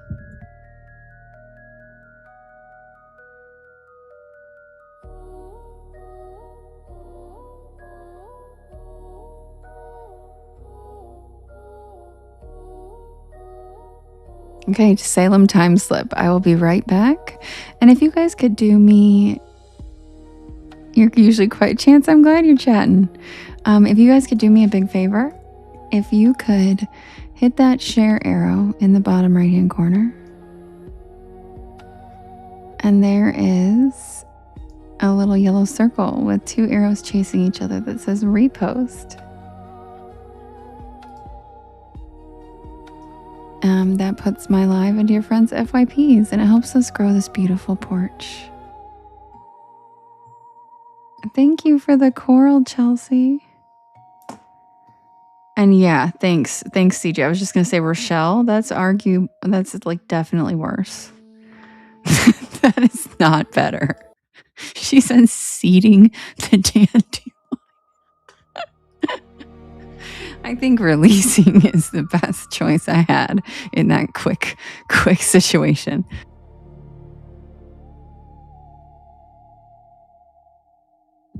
Exactly, Lady Rose, you get it. Exactly. Yes, Mez, Discord. Yes, we are. I'm on Discord. The link is in my bio. I think on TT. I don't think it's on YT, but I'll add it to my YT bio. I think it is on my Twitch. I'm not sure. You know what, Psycho? I'm not gonna fall for that. He said, and how do you release them? Yeah, articulate, you're right. Damn it. Well, then maybe, again, perverts. Perverts. Okay, I'll be right back with the Salem time slip. Thanks for reposting and sharing. And thanks for tapping, guys. We only have 107 taps tonight. That's actually surprising.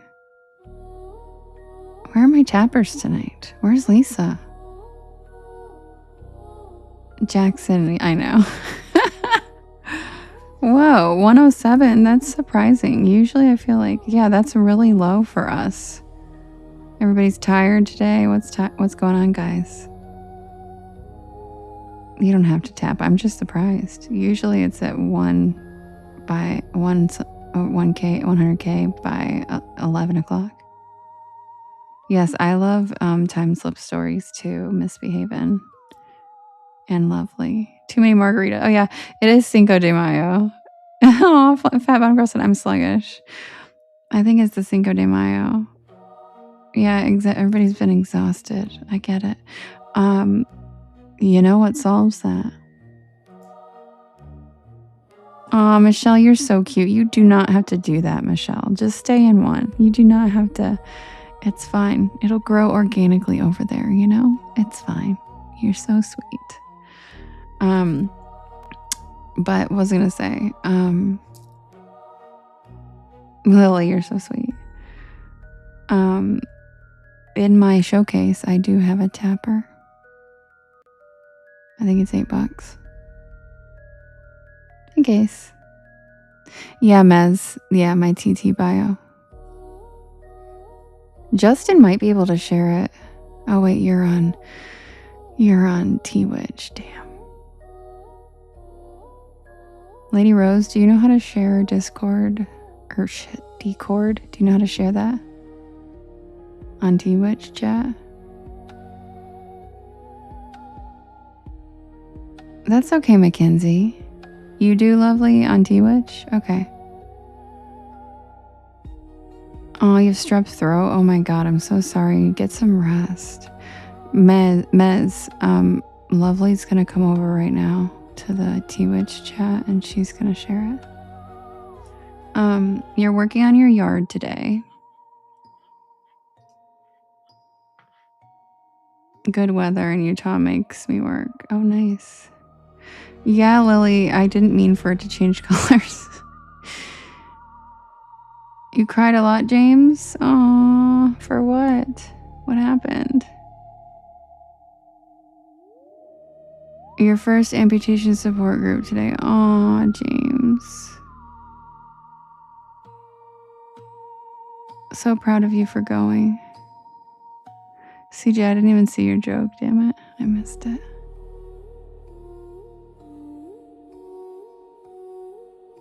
Oh, cabbing opals? Cool, Jackson. What? What? That sounds amazing. I want to do that. That's okay, guys. You guys don't have to tap. I was just commenting on how you guys usually are just tapping like maniacs. It's a tired day today. I get it. Yeah, that's a good point, guys. Where is Wookie? Has anyone seen Wookie?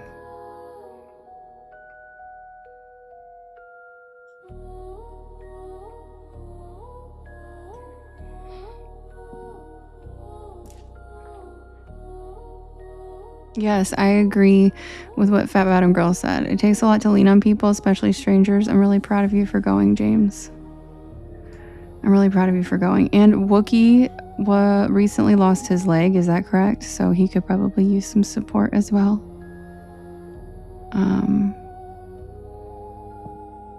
Sending you guys love.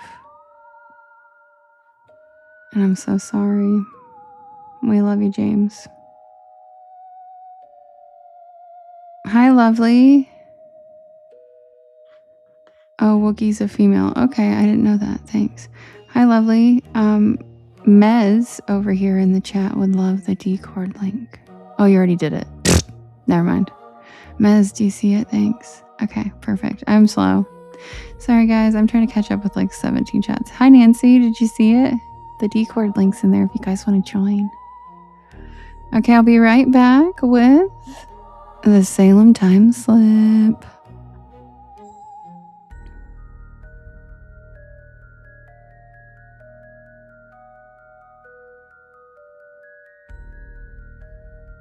I'm still getting used to cross streaming Mez. I'm still getting used to like reading 1,200 chats, and I'm like, oh, what's going on? Oh, did you get it? Okay, good, sweet.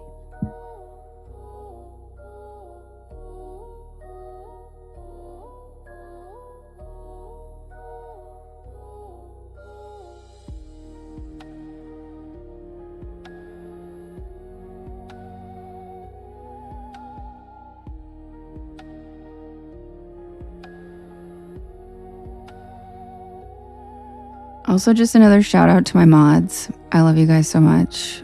You guys have really stepped it up since I started cross streaming last week, and I just wanted to, again, let you guys know how much I appreciate and love you guys.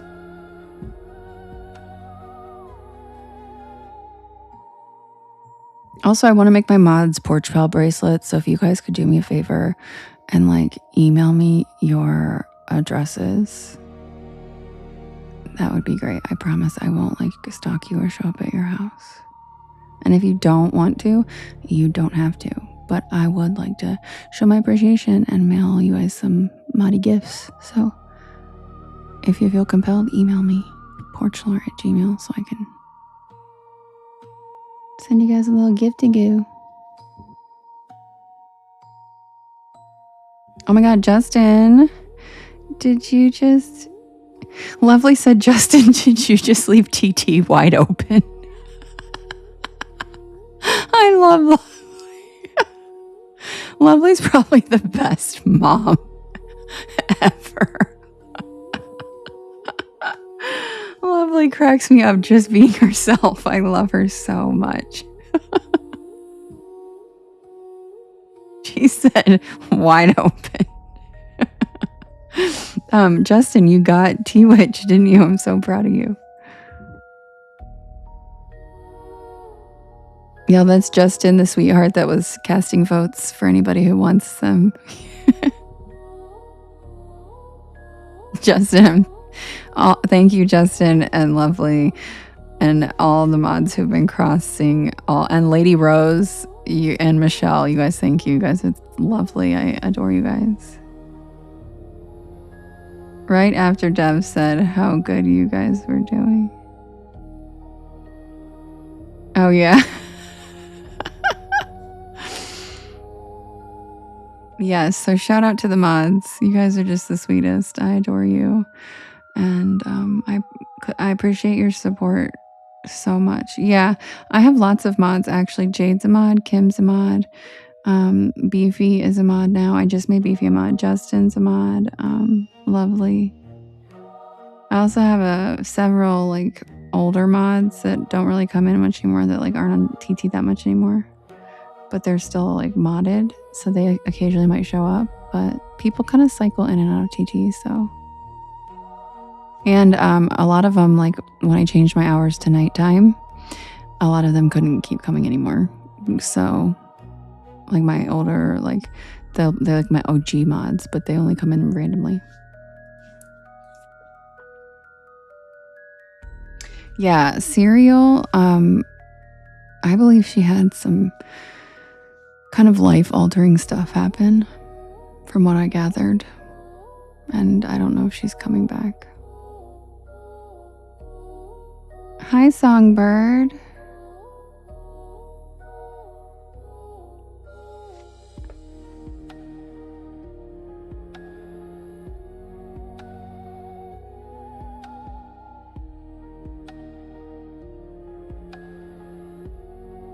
Oh, Sandra D for Decord. That's funny.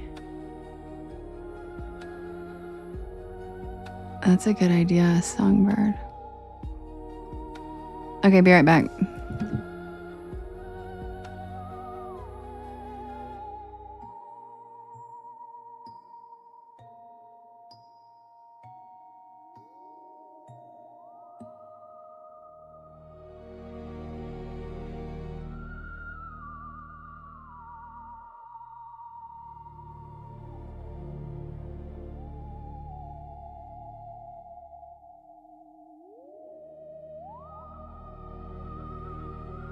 Oh, thank you, Ski. That's so sweet.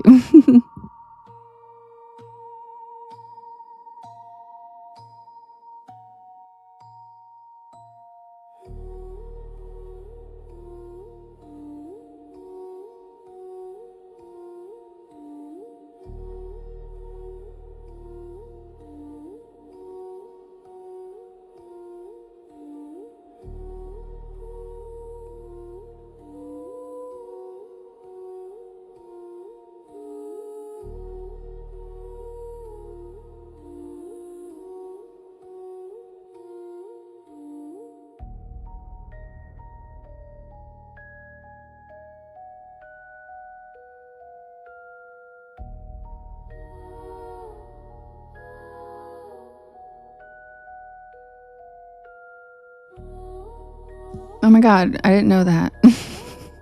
Sherry, you've been Ski this whole time? Man, y'all's YT names are really messing me up here. I still don't know who I blocked, and I think it's like a regular, one of our porch pals, and I'm like sad about it. I'm like, ugh.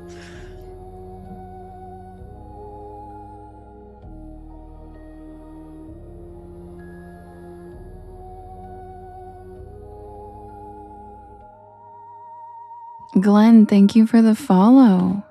Welcome to Porch Lore. Glad to have you here.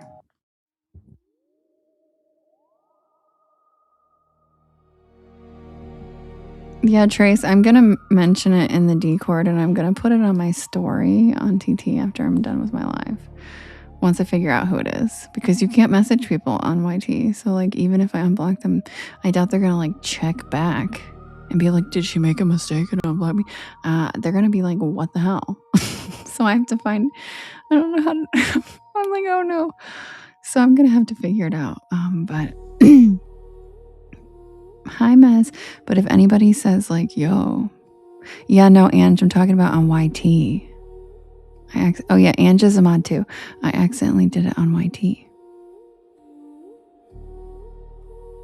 Because I don't know how I'm, and it was through Restream, so I don't even know. I was pushing buttons accidentally with my mouse. So, whoops.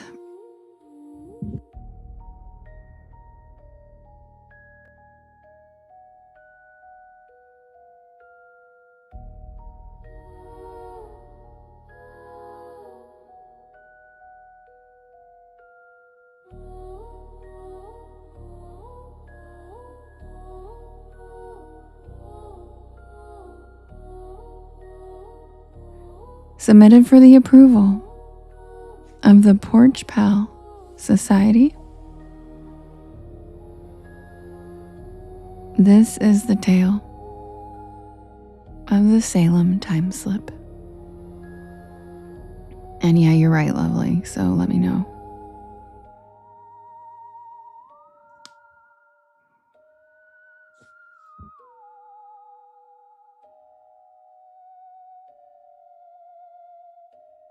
Thank you, Lala.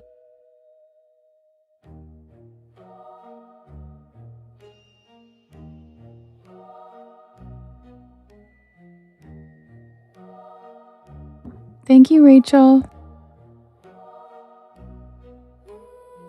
Hi, Snook.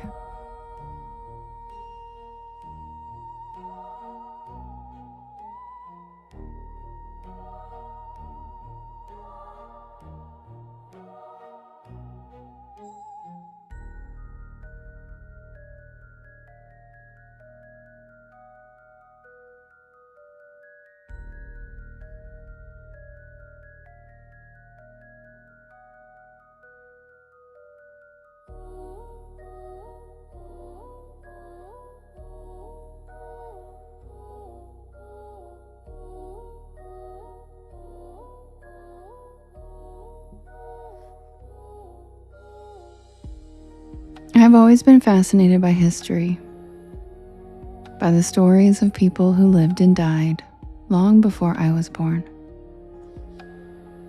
But I never imagined I would become one of those stories myself.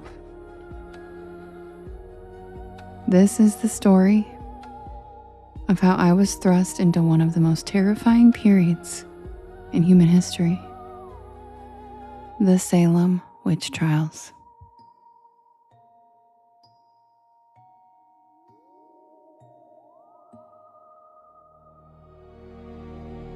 It was a time of fear and paranoia, of accusations and executions.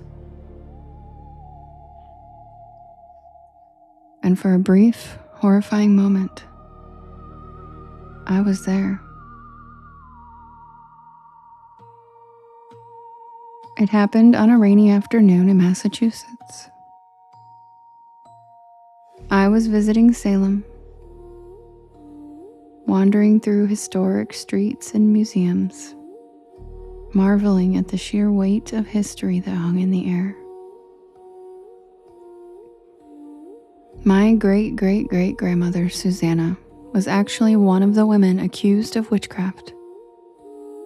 And so I was eager to track down more information about her and to feel closer to the place where her story unfolded.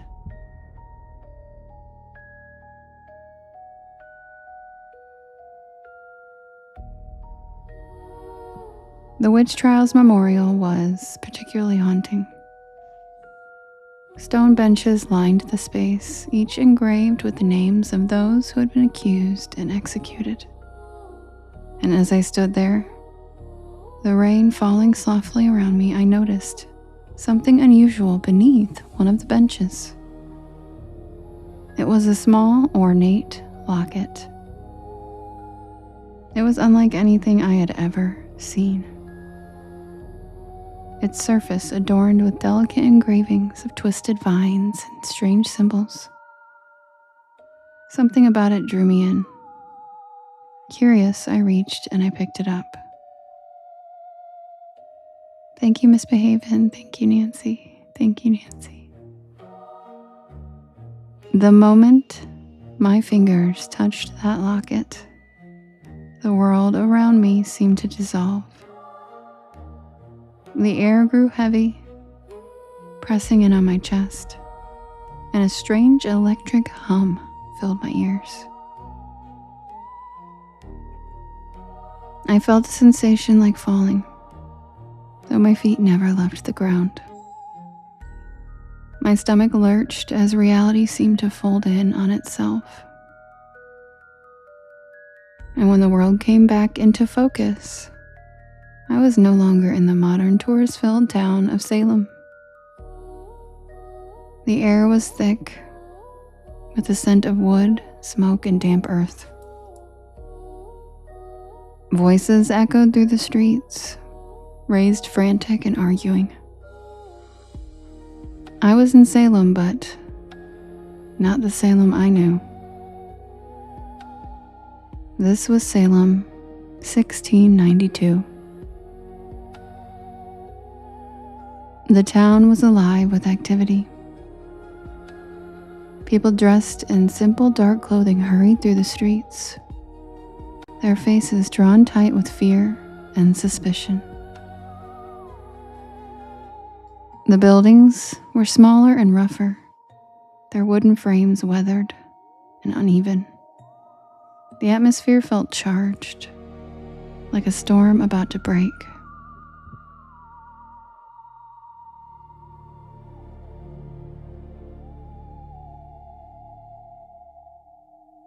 I could feel the paranoia everywhere.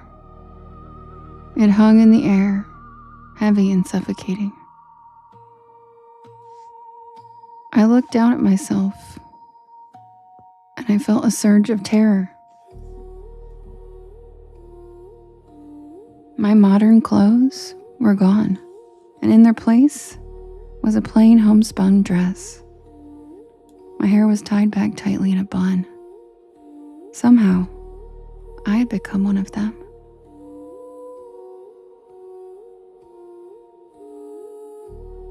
Panic surged through me. How long would I be here? How would I survive in a world where I didn't belong? As I stood there trying to gather my thoughts, a woman approached me. She was older, her face lined with worry, her eyes darting nervously around the street. And she called me Susanna in a low, urgent voice, and she told me that I needed to come quickly. They were gathering at the meeting house.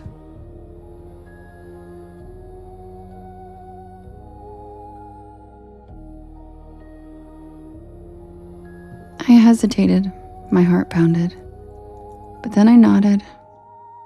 I didn't know who she was, but she clearly knew me.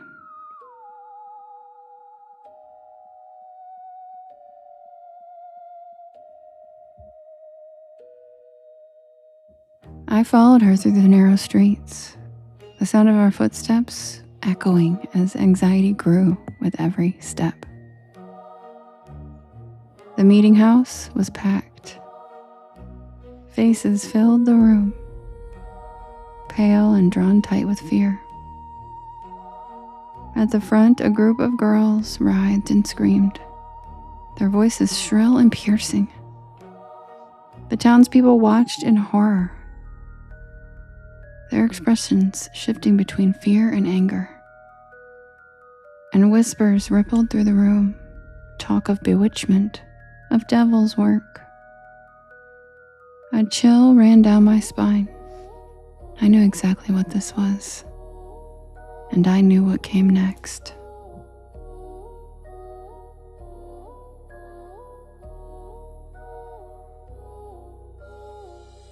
The girls began pointing into the crowd, accusing people at random. Each accusation was met with gasps and shouts and cries of outrage. Fear fed on itself, growing louder and more dangerous. And then one of the girls pointed directly at me. Her scream rang out as she accused me of witchcraft.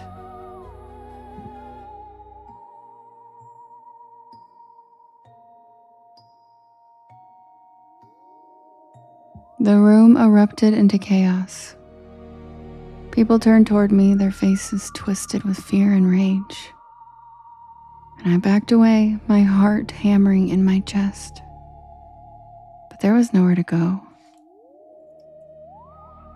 Hands grabbed me and dragged me to the front of the room as voices shouted demands for a confession.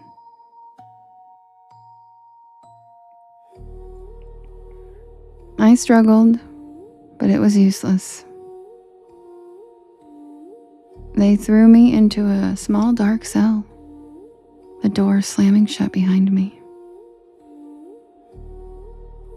The air was thick with the smell of damp earth and decay, and the only light came from a small barred window high above, barely illuminating the space. I don't know how long I sat there, trembling in the darkness. Time felt distorted, stretched endlessly. Eventually, the door creaked open. A tall, thin man stepped inside. His face was pale and drawn, and his eyes cold and calculating. He told me that I stood accused of witchcraft, and he asked if I would confess. I shook my head, my voice trembling as I denied the accusations.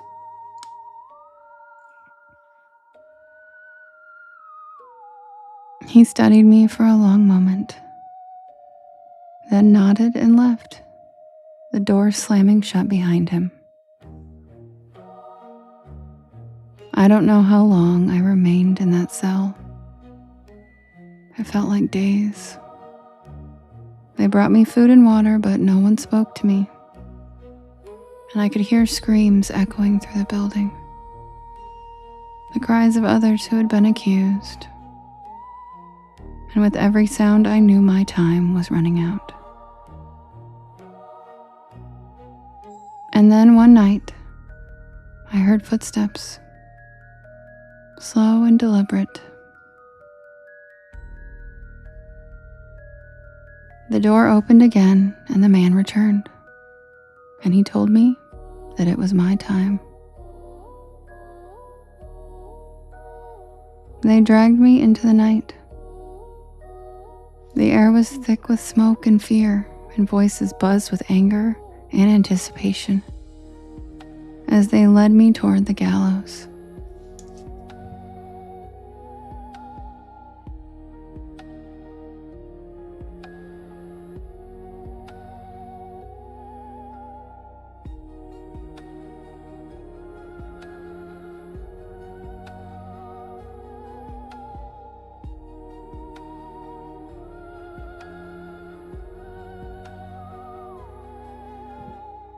The noose was hanging ominously beneath the moonlight, and I was asked if I had any last words. As my heart pounded, I scanned the crowd and I saw her, the woman who had brought me to the meeting house. Thank you, Tracy. She stood at the edge of the crowd, her face pale and tears streaming down her cheeks.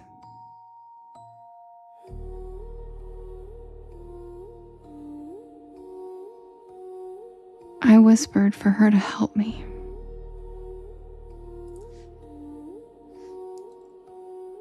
She hesitated and then she stepped forward. Her voice rang out through the night as she declared my innocence.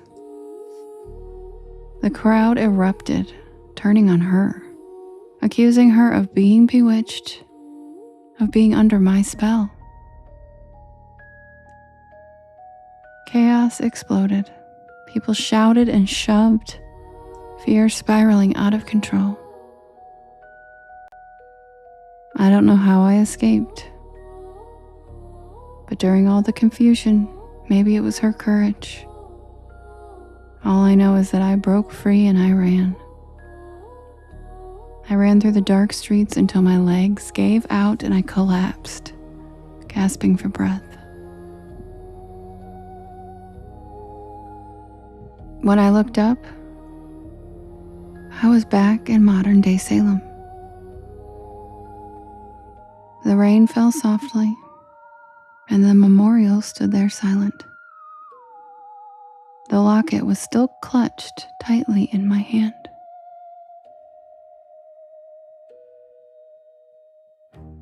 I never told anyone what happened. How could I? But I still think about that courageous woman, the one who stood up for me at the gallows. I wonder who she was. And I wonder if she survived Salem. I kept the locket, and sometimes I wonder if one day I'll go back again and try to save her.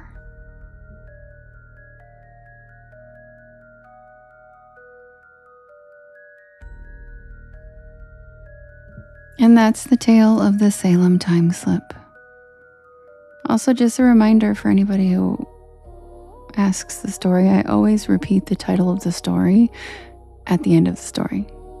So if you come in the middle and you don't know the name of it, I'll literally tell it every single time at the end.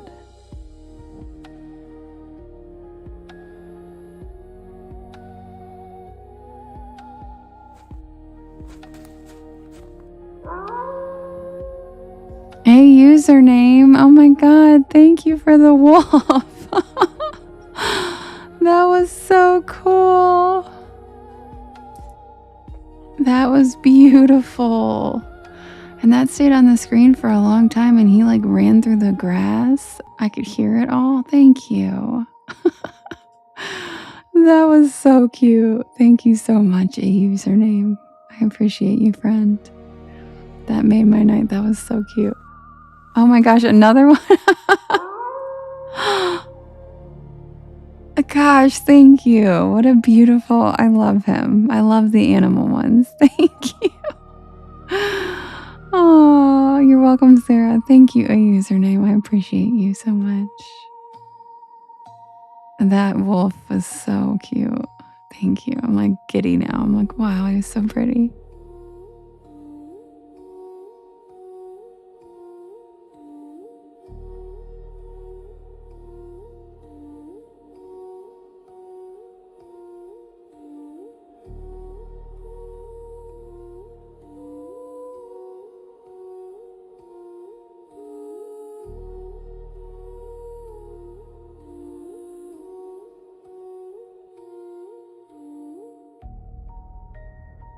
Sherry, wolves are your favorite animal?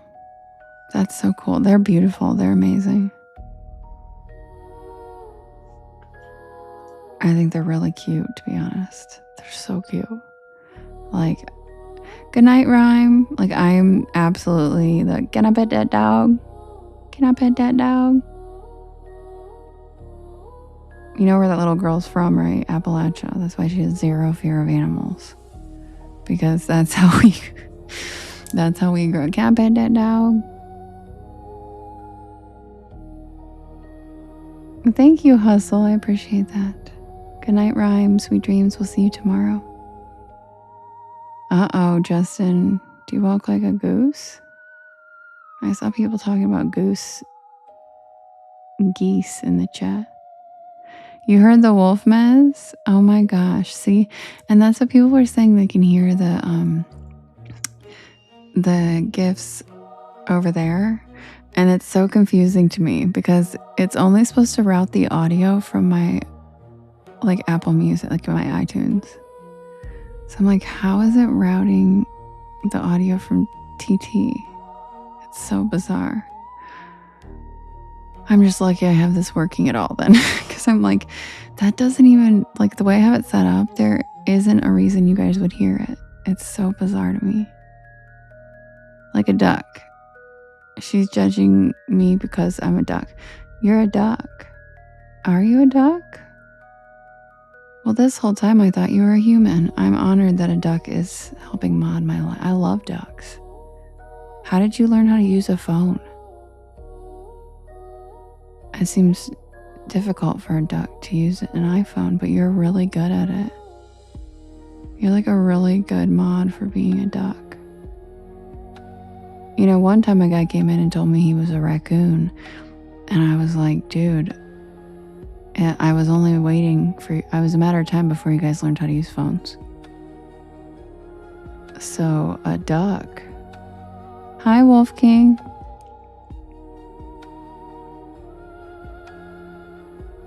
Through quack commands. Wookie, we were just looking for you. Hi, Wookie. We were just wondering how you're doing. All right, be right back. I'm going to set up the next poll for the last poll of the night. Or do you guys just want to hear the night crawlers? Do you want to vote or do you want to hear the night crawlers? James is a Sasquatch. That sounds about right. That sounds about right. I'm a capybara. I'm a capybara. New story. Okay. You're a deer. You're a panda bear. I'm a capybara 100,000,000%. I've been a capybara since I was born. A rooster illusion. What does that mean? What's a rooster illusion? I know, lovely. I wasn't even going to put it up today. Lovely. Notice how it has not been on the polls today. I need a break. Hydroconus, I need a break for that story. Okay, you guys. Get some rest for your long day tomorrow, Lily. Sweet dreams. We'll see you tomorrow. We love you. Good night, Lily. Okay. I'll be right back with the tale of the Fresno night crawlers. I'm just going to switch straight to the night crawlers. I forgot to put the porch back.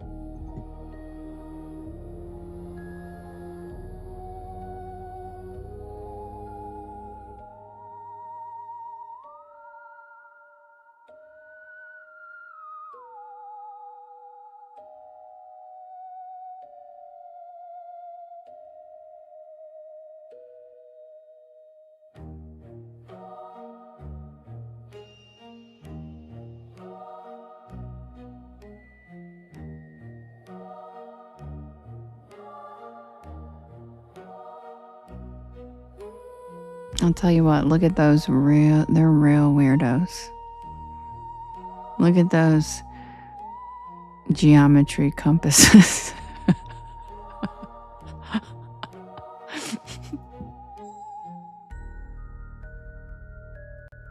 Who was it last night that said they were a compass?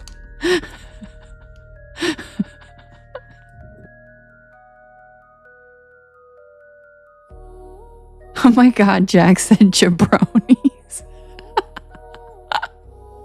I haven't heard the word jabroni.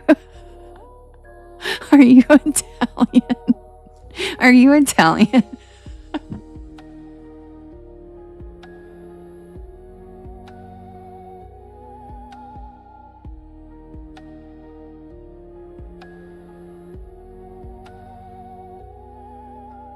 No, Kim didn't say they looked like a compass. Kim said they looked like silk stockings.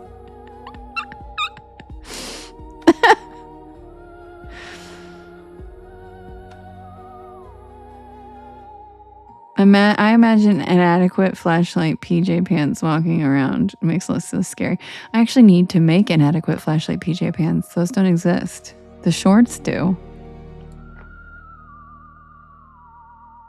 What, jabronis? Yeah.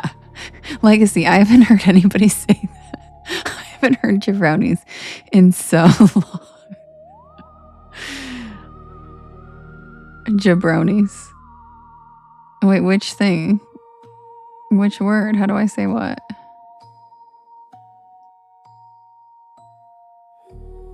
Say what again? Yeah, and somebody said clothespins. Who was it that said clothespins? The comparisons yesterday were so funny. Jack, are you Italian? Where'd you go? You can't throw jabronis into the chat and then disappear. Hi, Leprechaun.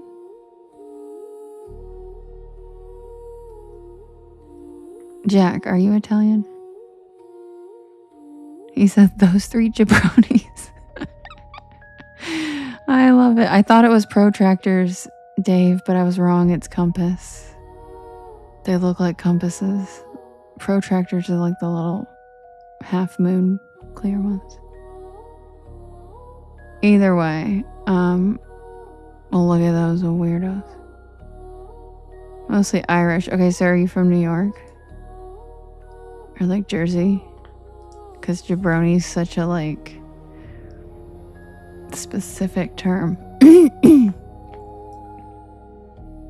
Salt Lake? What the hell? Who did you pick up jabronis from? I love that word. I know. Me neither, Wolfgang. We're all loving that you use the word jabronis. Look how many people in the chat are like, oh my God, I forgot about that word. It's such a good word. Thank you for gracing us in the chat with jabronis. I'm going to start calling them that.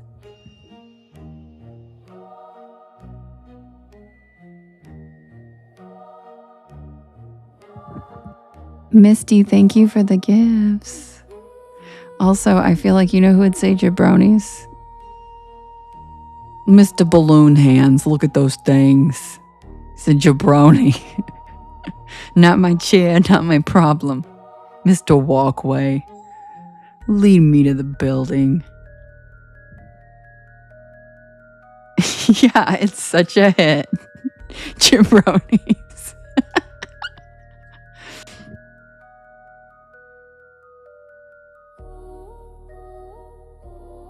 Seahorse, see hell.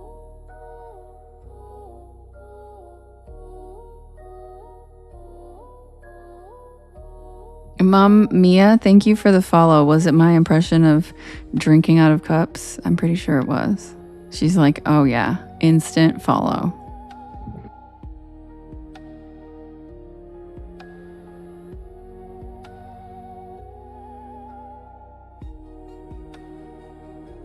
Thank you, Mez, for the sour buddy and the cozy cryptids.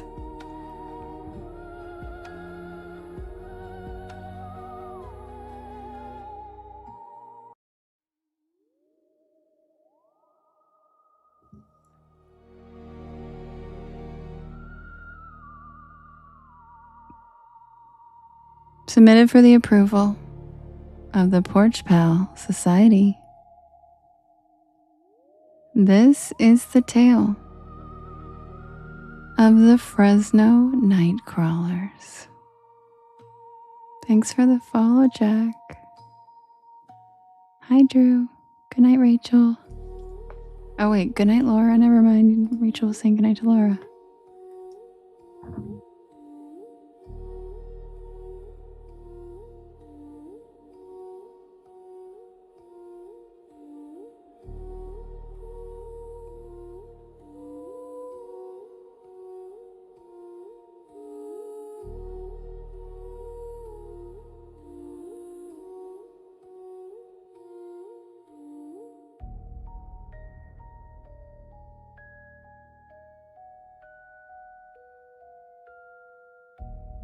There are some cryptids that look like they were designed by ancient fear.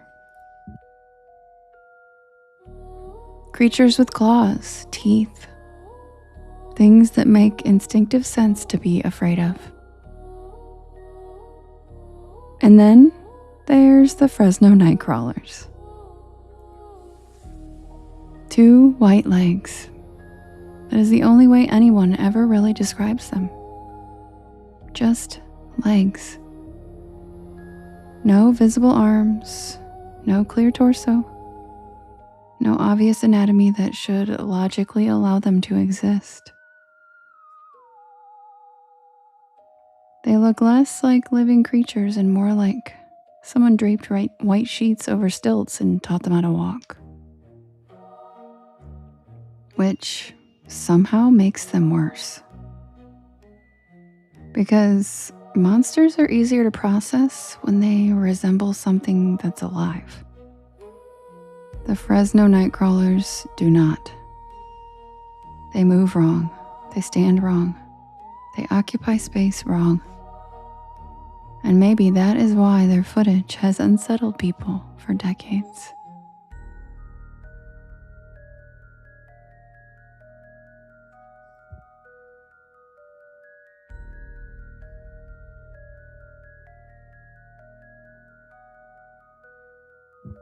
The modern legend began in Fresno, California in the early 2000s, when a homeowner's security camera captured 2 pale, leg-like figures gliding across his front lawn in the middle of the night. One appeared taller than the other, moving with a slow, deliberate gait, almost like a parent leading a child. The footage spread online and was initially dismissed as a hoax, but nobody could ever conclusively explain how it had been faked. Especially not with the technology available to the average homeowner at the time. Yeah, Venus, the video was majorly viral. You definitely saw the video of it. We all did. It was creepy as shit. Then, strange details emerged. Indigenous Yokut folklore from Central California allegedly included stories of pale, wandering beings associated with the night and with the balance between nature and man. And while documentation is sparse and some dispute whether the Fresno creatures truly connect to that folklore, the association stuck, and people began claiming the beings were ancient watchers. And then more footage appeared. Not much, never enough to prove anything, just enough to make the whole thing harder to dismiss. A blurry security camera at Yosemite. A ranch camera somewhere outside Fresno. Both showing a strange silhouette crossing in the distance.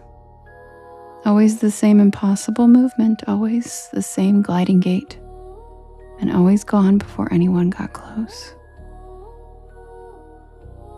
Most people treat the Fresno nightcrawlers as a joke cryptid. Cute, goofy, harmless. But I think that's because they have never had to see one in person.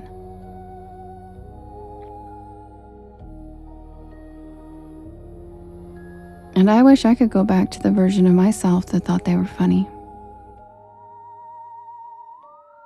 Because Suzanne used to laugh every time I brought them up.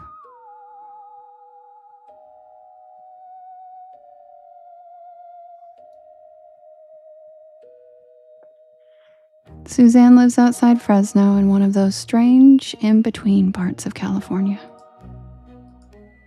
where suburbia frays into orchards and scrubland and old irrigation roads. Not quite city, but not quite country either. The sort of place where neighborhoods end abruptly and miles of dark open land begin. She had moved there for work a year before I visited. Suzanne's house sat at the edge of a new development. The last row before the land gave way to empty fields and a dry creek bed. The first night there, she jokingly pointed through her kitchen window toward the darkness behind her fence and told me, That was prime nightcrawler territory. I laughed. Because that's what you do when discussing giant walking pants in the dark. But there was something about the way she said it. And she hesitated and then admitted that several people in the neighborhood had posted odd security clips in the local FB group. Nothing definitive, just strange movement in the distance. Weird pale shapes near fences. Things caught for one frame and then gone. She admitted that people had stopped letting their dogs out alone at night. But she treated it more like neighborhood folklore.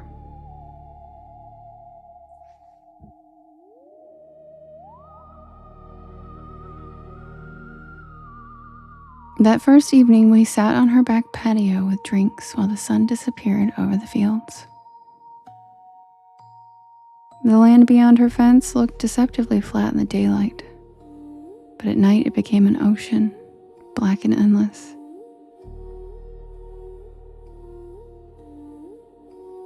No streetlights, no structures, just the occasional silhouette of distant trees and the soft metallic creaking of irrigation equipment somewhere far off in the dark. Suzanne told me that the neighborhood had a reoccurring problem with pets disappearing. Coyotes, supposedly, but nobody ever found any remains.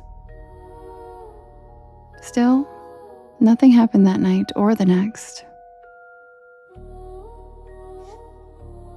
The first few days of the trip were normal, touristy, fun and harmless. But then, on the fourth night, Suzanne woke me just after 2 a.m.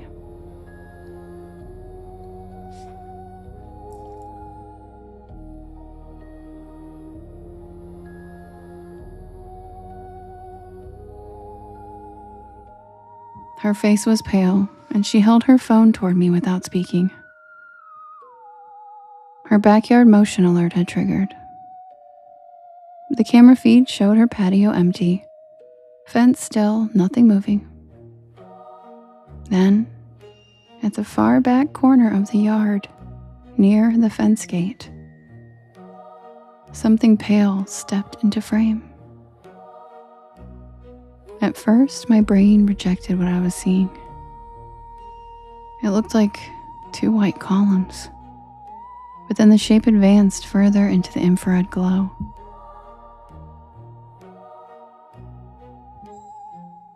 And I realized it was exactly what everyone described. A creature, perhaps 4 feet tall. Long white legs. A small tapering upper body like folded cloth. No visible arms. It walked with that horrible smooth gait that I had seen in videos 100 times. Like gravity affected it differently. It crossed the yard in total silence, and then it slipped out of frame. Neither of us moved. Neither of us spoke. And then the camera alert ended. I replayed it 3 times. Each viewing made it worse.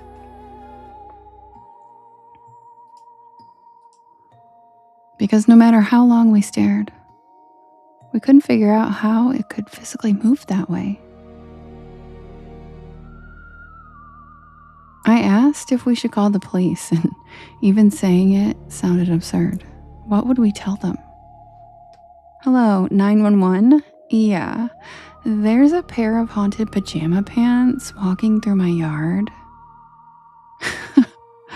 Instead, we just stayed awake until dawn with every light on in the house. The next morning, we checked the yard. Nothing. No footprints, no disturbed dirt, no damage. But But near the fence gate, we found one thing.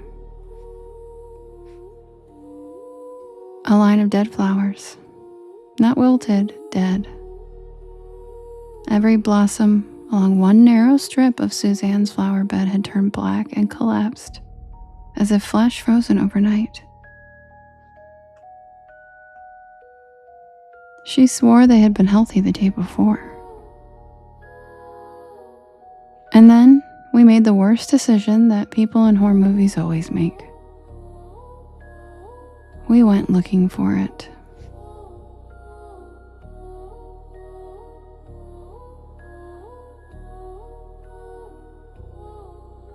Suzanne had a friend whose uncle owned farmland several miles outside of town, near where one of the earliest Fresno Nightcrawler sightings supposedly occurred. I told him about my Porch Lore podcast, and he said that we could come walk the land and check things out.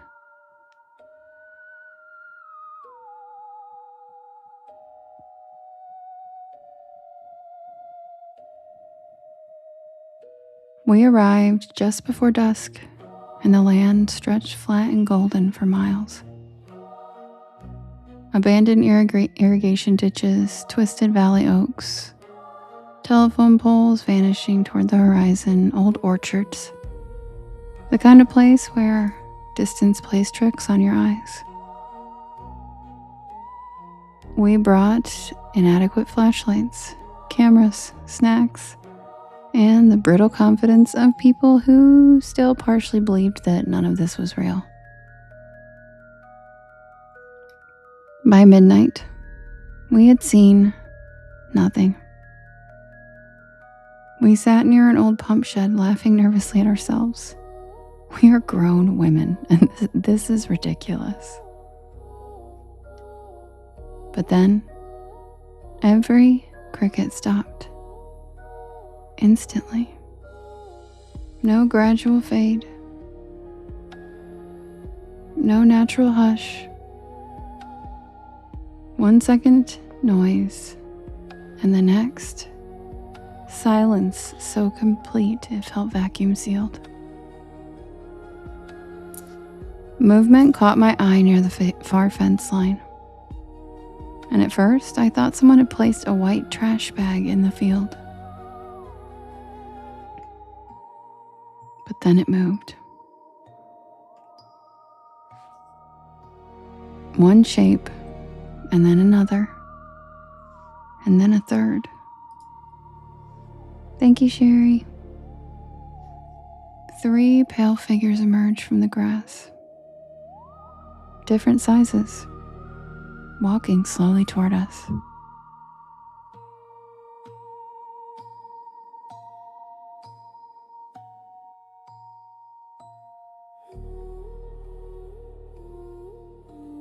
Each gliding with that same impossible gait. The tallest had to be nearly 6 feet. The smallest, perhaps 3.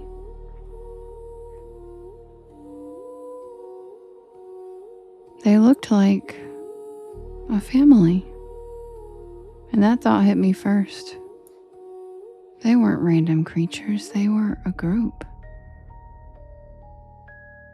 The figures approached without hurry, no sound, and no sign of awareness except that every step carried them directly toward us. We backed toward the pump shed, and the tallest one stopped maybe 30 feet away. The others spread out, forming a half circle. My chest tightened so hard I thought I might black out. And then, the tall one bent, not crouched, bent, and its upper body unfolded like cloth parting in the wind. And underneath, there was a face, pale and stretched, featureless except for a mouth, too wide, and eyes that looked sewn shut beneath translucent skin. Suzanne screamed and broke whatever paralysis it held on me. And we ran. I don't remember half of that sprint. The truck was nearly a quarter mile away. And we heard nothing behind us, no footsteps, no pursuit. We just assumed they were gliding silently behind us, and I didn't dare look back. But instead, they simply let us run. We got to the truck out of breath, hearts racing. Suzanne fumbled the keys twice before letting us inside.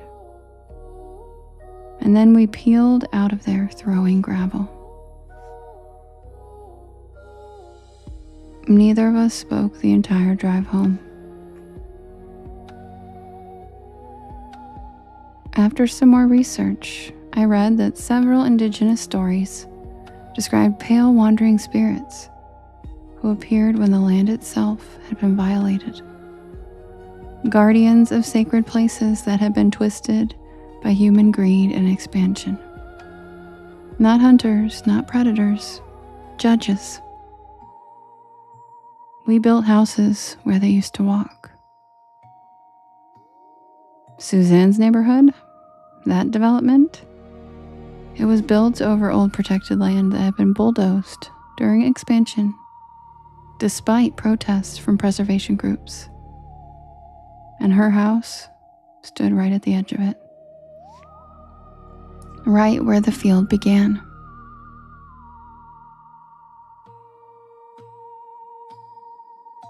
Some things do not haunt us because they are evil.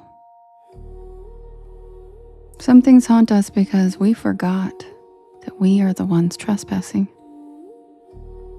Some things haunt us because to them, we are the evil. So, if you ever find yourself driving outside Fresno late at night, past the orchards, past the neighborhoods, where the dark opens wide and endless, and you see something white crossing the field in your headlights, don't follow it. Just keep driving.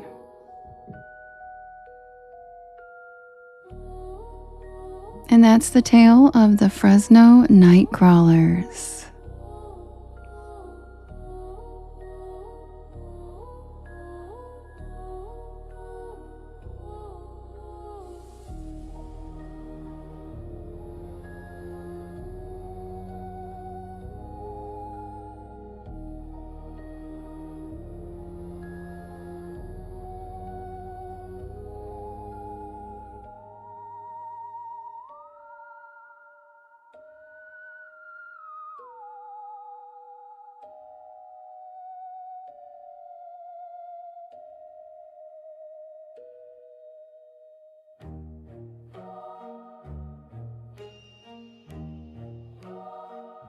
All right, you guys know what time it is.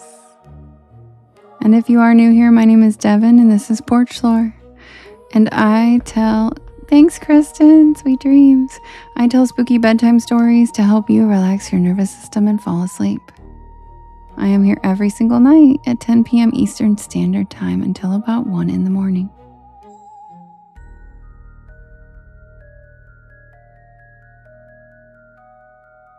And if you aren't new here, you know what the story is. This is the last story, and this is the one we end the live with every night. Yeah, one more thing, jabronis. Yeah, Earl 30. We end the live with this story every night because everyone loves it so much. We have beloved characters, we have stickers. Even my merch site has an entire collection just for this story. So sit back and relax, grab a hammock, grab a beanbag chair, and get ready for the tale of the night shift at Sycamore Diner. I'll be right back. And yes, I'll see you tomorrow, Wolf King. Thanks. Good night.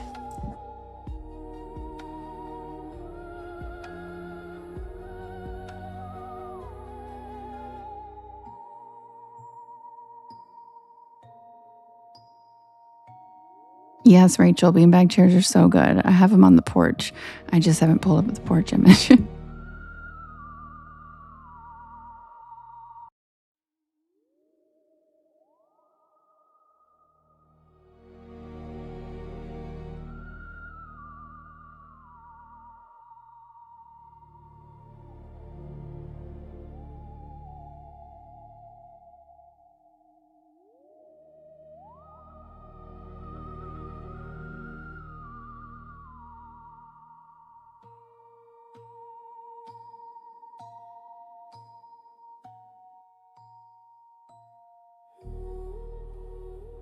Submitted for the approval of the Porch Pal Society, this is the tale of the night shift at Sycamore Diner.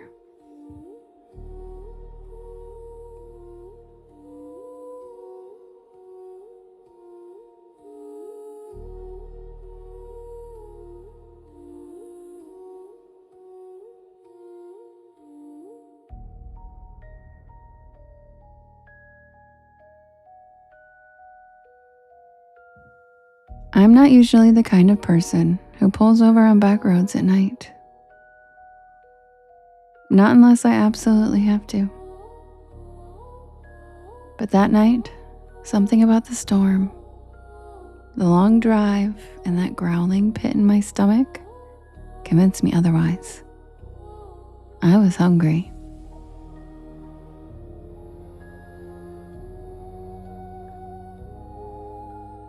It was late October, and I was headed back to campus after a weekend visit with my friends in North Carolina. I had a midterm on Monday, and my plan had been to drive straight through. 5 hours, no stops. But then came the rain. One of those cold, slanted, whispery rains that creeps into your bones and makes the windshield wipers sound like a heartbeat. I had taken the wrong exit, trying to bypass traffic, and I ended up on a 2-lane back road, surrounded by nothing but pine trees and power lines. And that's when I saw the neon sign. SYCAMRE Diner. The O in Sycamore was flickering like it hadn't worked right in years. But the rest was lit up in a cherry red neon. A tiny beacon in the middle of nowhere. I figured I'd grab a quick bite, maybe some coffee, check my map, and get back on the highway. But I should have just kept driving. I should have known something was off the second I stepped inside. The bell over the door jingled, but not like a normal bell. It made this sharp metallic ping that echoed longer than it should have. And the air inside was warm, almost too warm. And it smelled like grilled onions and pancake syrup. The place looked like it had been yanked straight from 1957. Checkerboard floor, red vinyl booths, a long counter with spinning stools, even a jukebox in the corner that looked like it hadn't worked in decades. And the people? They all stopped and looked at me the second I walked in. Not in a rude way, just quiet. Like they weren't expecting me. Like I'd walked into the middle of a sentence that no one wanted to finish. A waitress, tall with a beehive hairdo and a light blue uniform, smiled and waved me over. "You get caught in the rain, sweetheart," she said, handing me a laminated menu.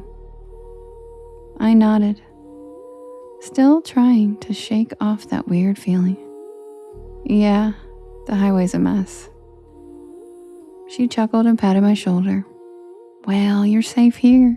Sycamore's always open for travelers."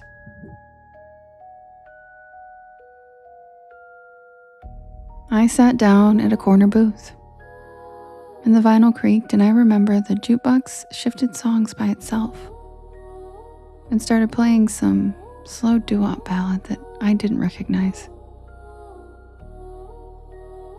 I looked around and everyone looked normal, sort of. There was a trucker with a thick gray beard, drinking coffee at the counter. A young couple whispering to each other in a booth by the jukebox, and an older woman stirring tea like she was lost in thought. But they all had the same look in their eyes, like they were there, but also somewhere else. like they were watching me out of the corner of their eyes even when they were looking down. The waitress came back with coffee. Strong, hot, and surprisingly good. And I ordered a grilled cheese with fries. Simple, safe.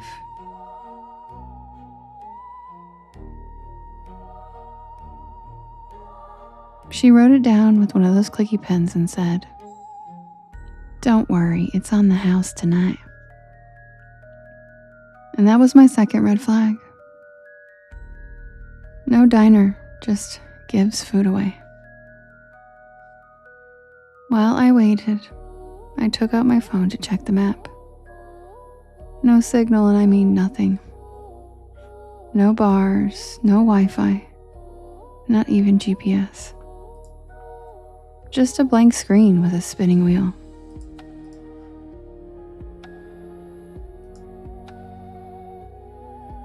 I glanced out the foggy window. The storm was still going, but now the wind had picked up. I could see the power lines swaying like jump ropes in the dark.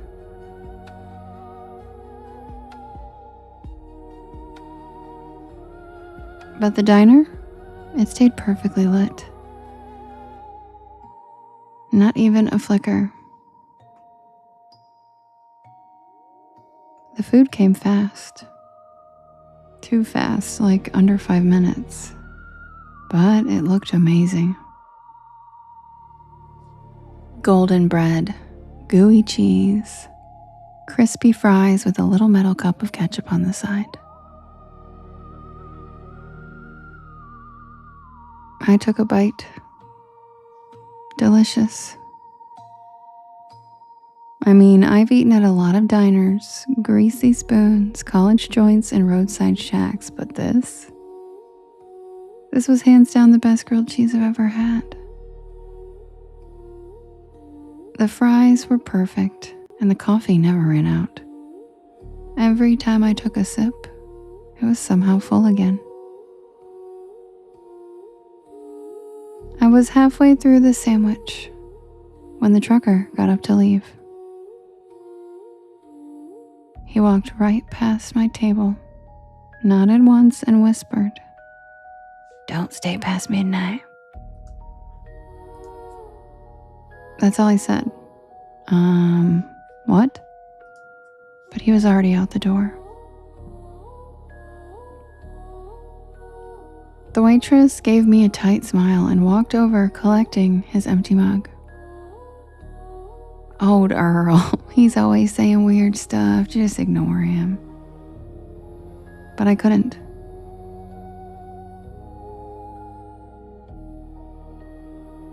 Something about his voice stuck with me. Something about the way he looked at me. Not like I was a customer, but like I was in danger.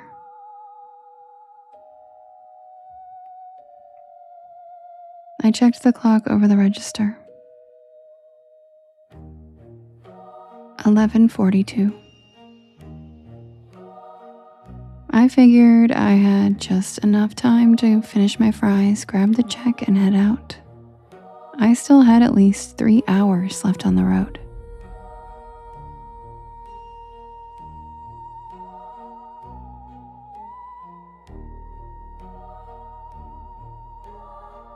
But when I stood up,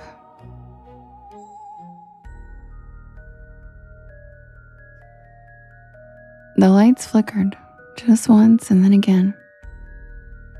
And then everything in the diner stopped moving. The couple by the jukebox froze mid-sentence. The woman with the tea stopped stirring, her spoon hanging in midair.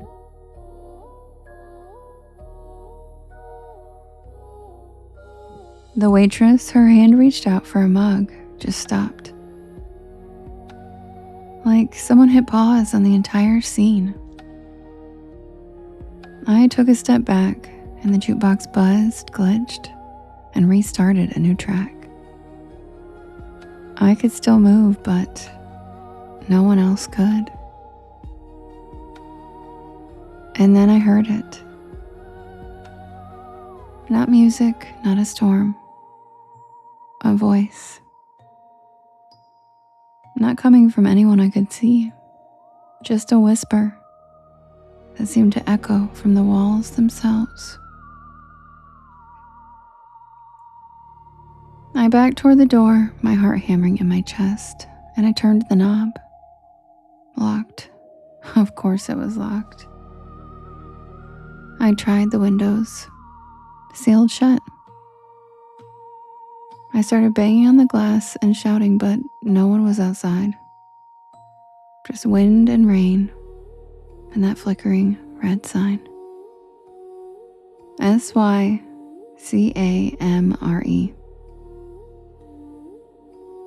I turned back toward the dining room and everyone was gone. Not frozen anymore, just gone. The booths were empty. No plates, no crumbs, no mugs.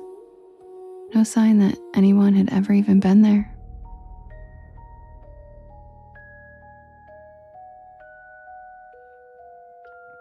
Except for my plate. Still warm and still half-eaten. And then I saw the waitress. She was standing by the kitchen doors, her silhouette backlit by flickering fluorescent light. Her face was wrong. The same smile, but her eyes were empty, black, and endless, like someone had painted over them. "You shouldn't be here, honey," she said in that same cheerful voice. "Not yet." I stumbled back, knocking over a chair as she took one slow step toward me. The others, they were waiting, but you just wandered in. She raised a hand and the walls began to shimmer. Literally shimmer like heat waves on asphalt. The checkered floor rippled and the red booths started to fade, becoming outlines and then shadows and then nothing. And then I saw it, underneath the illusion. It was charred wood, cracked tile, broken beams, and black soot. Like the diner had burned down long ago. I ran. I don't even remember how I got out. One second I was inside, and the next, I was on the side of the road, soaked to the bone and gasping for air. My car was still there, parked on gravel that didn't even look like a lot anymore. Just weeds and puddles. No neon sign, no glowing windows, just nothing. I drove back to campus that night in silence. No music, no Porch Lore podcast.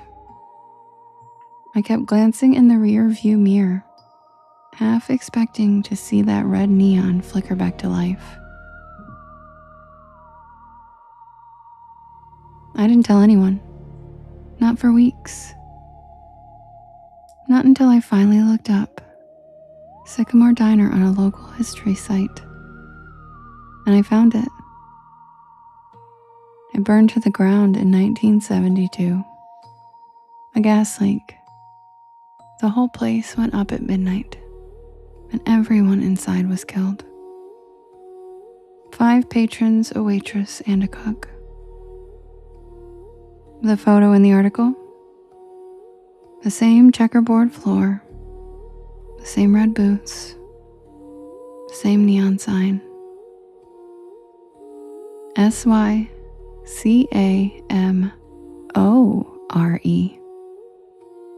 And in the corner of the photo, that same waitress, smiling.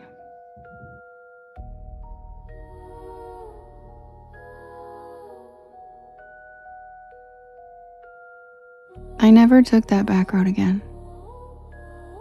don't even drive at night anymore if I can help it. And every time I see a neon diner sign, something in me flinches just a little. Because I know I was there. And I know I wasn't supposed to be. But the part that keeps me up sometimes, the part that really makes my stomach turn,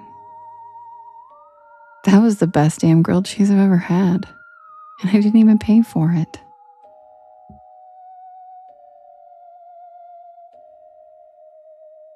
And that's the tale of the night shift at Sycamore Diner.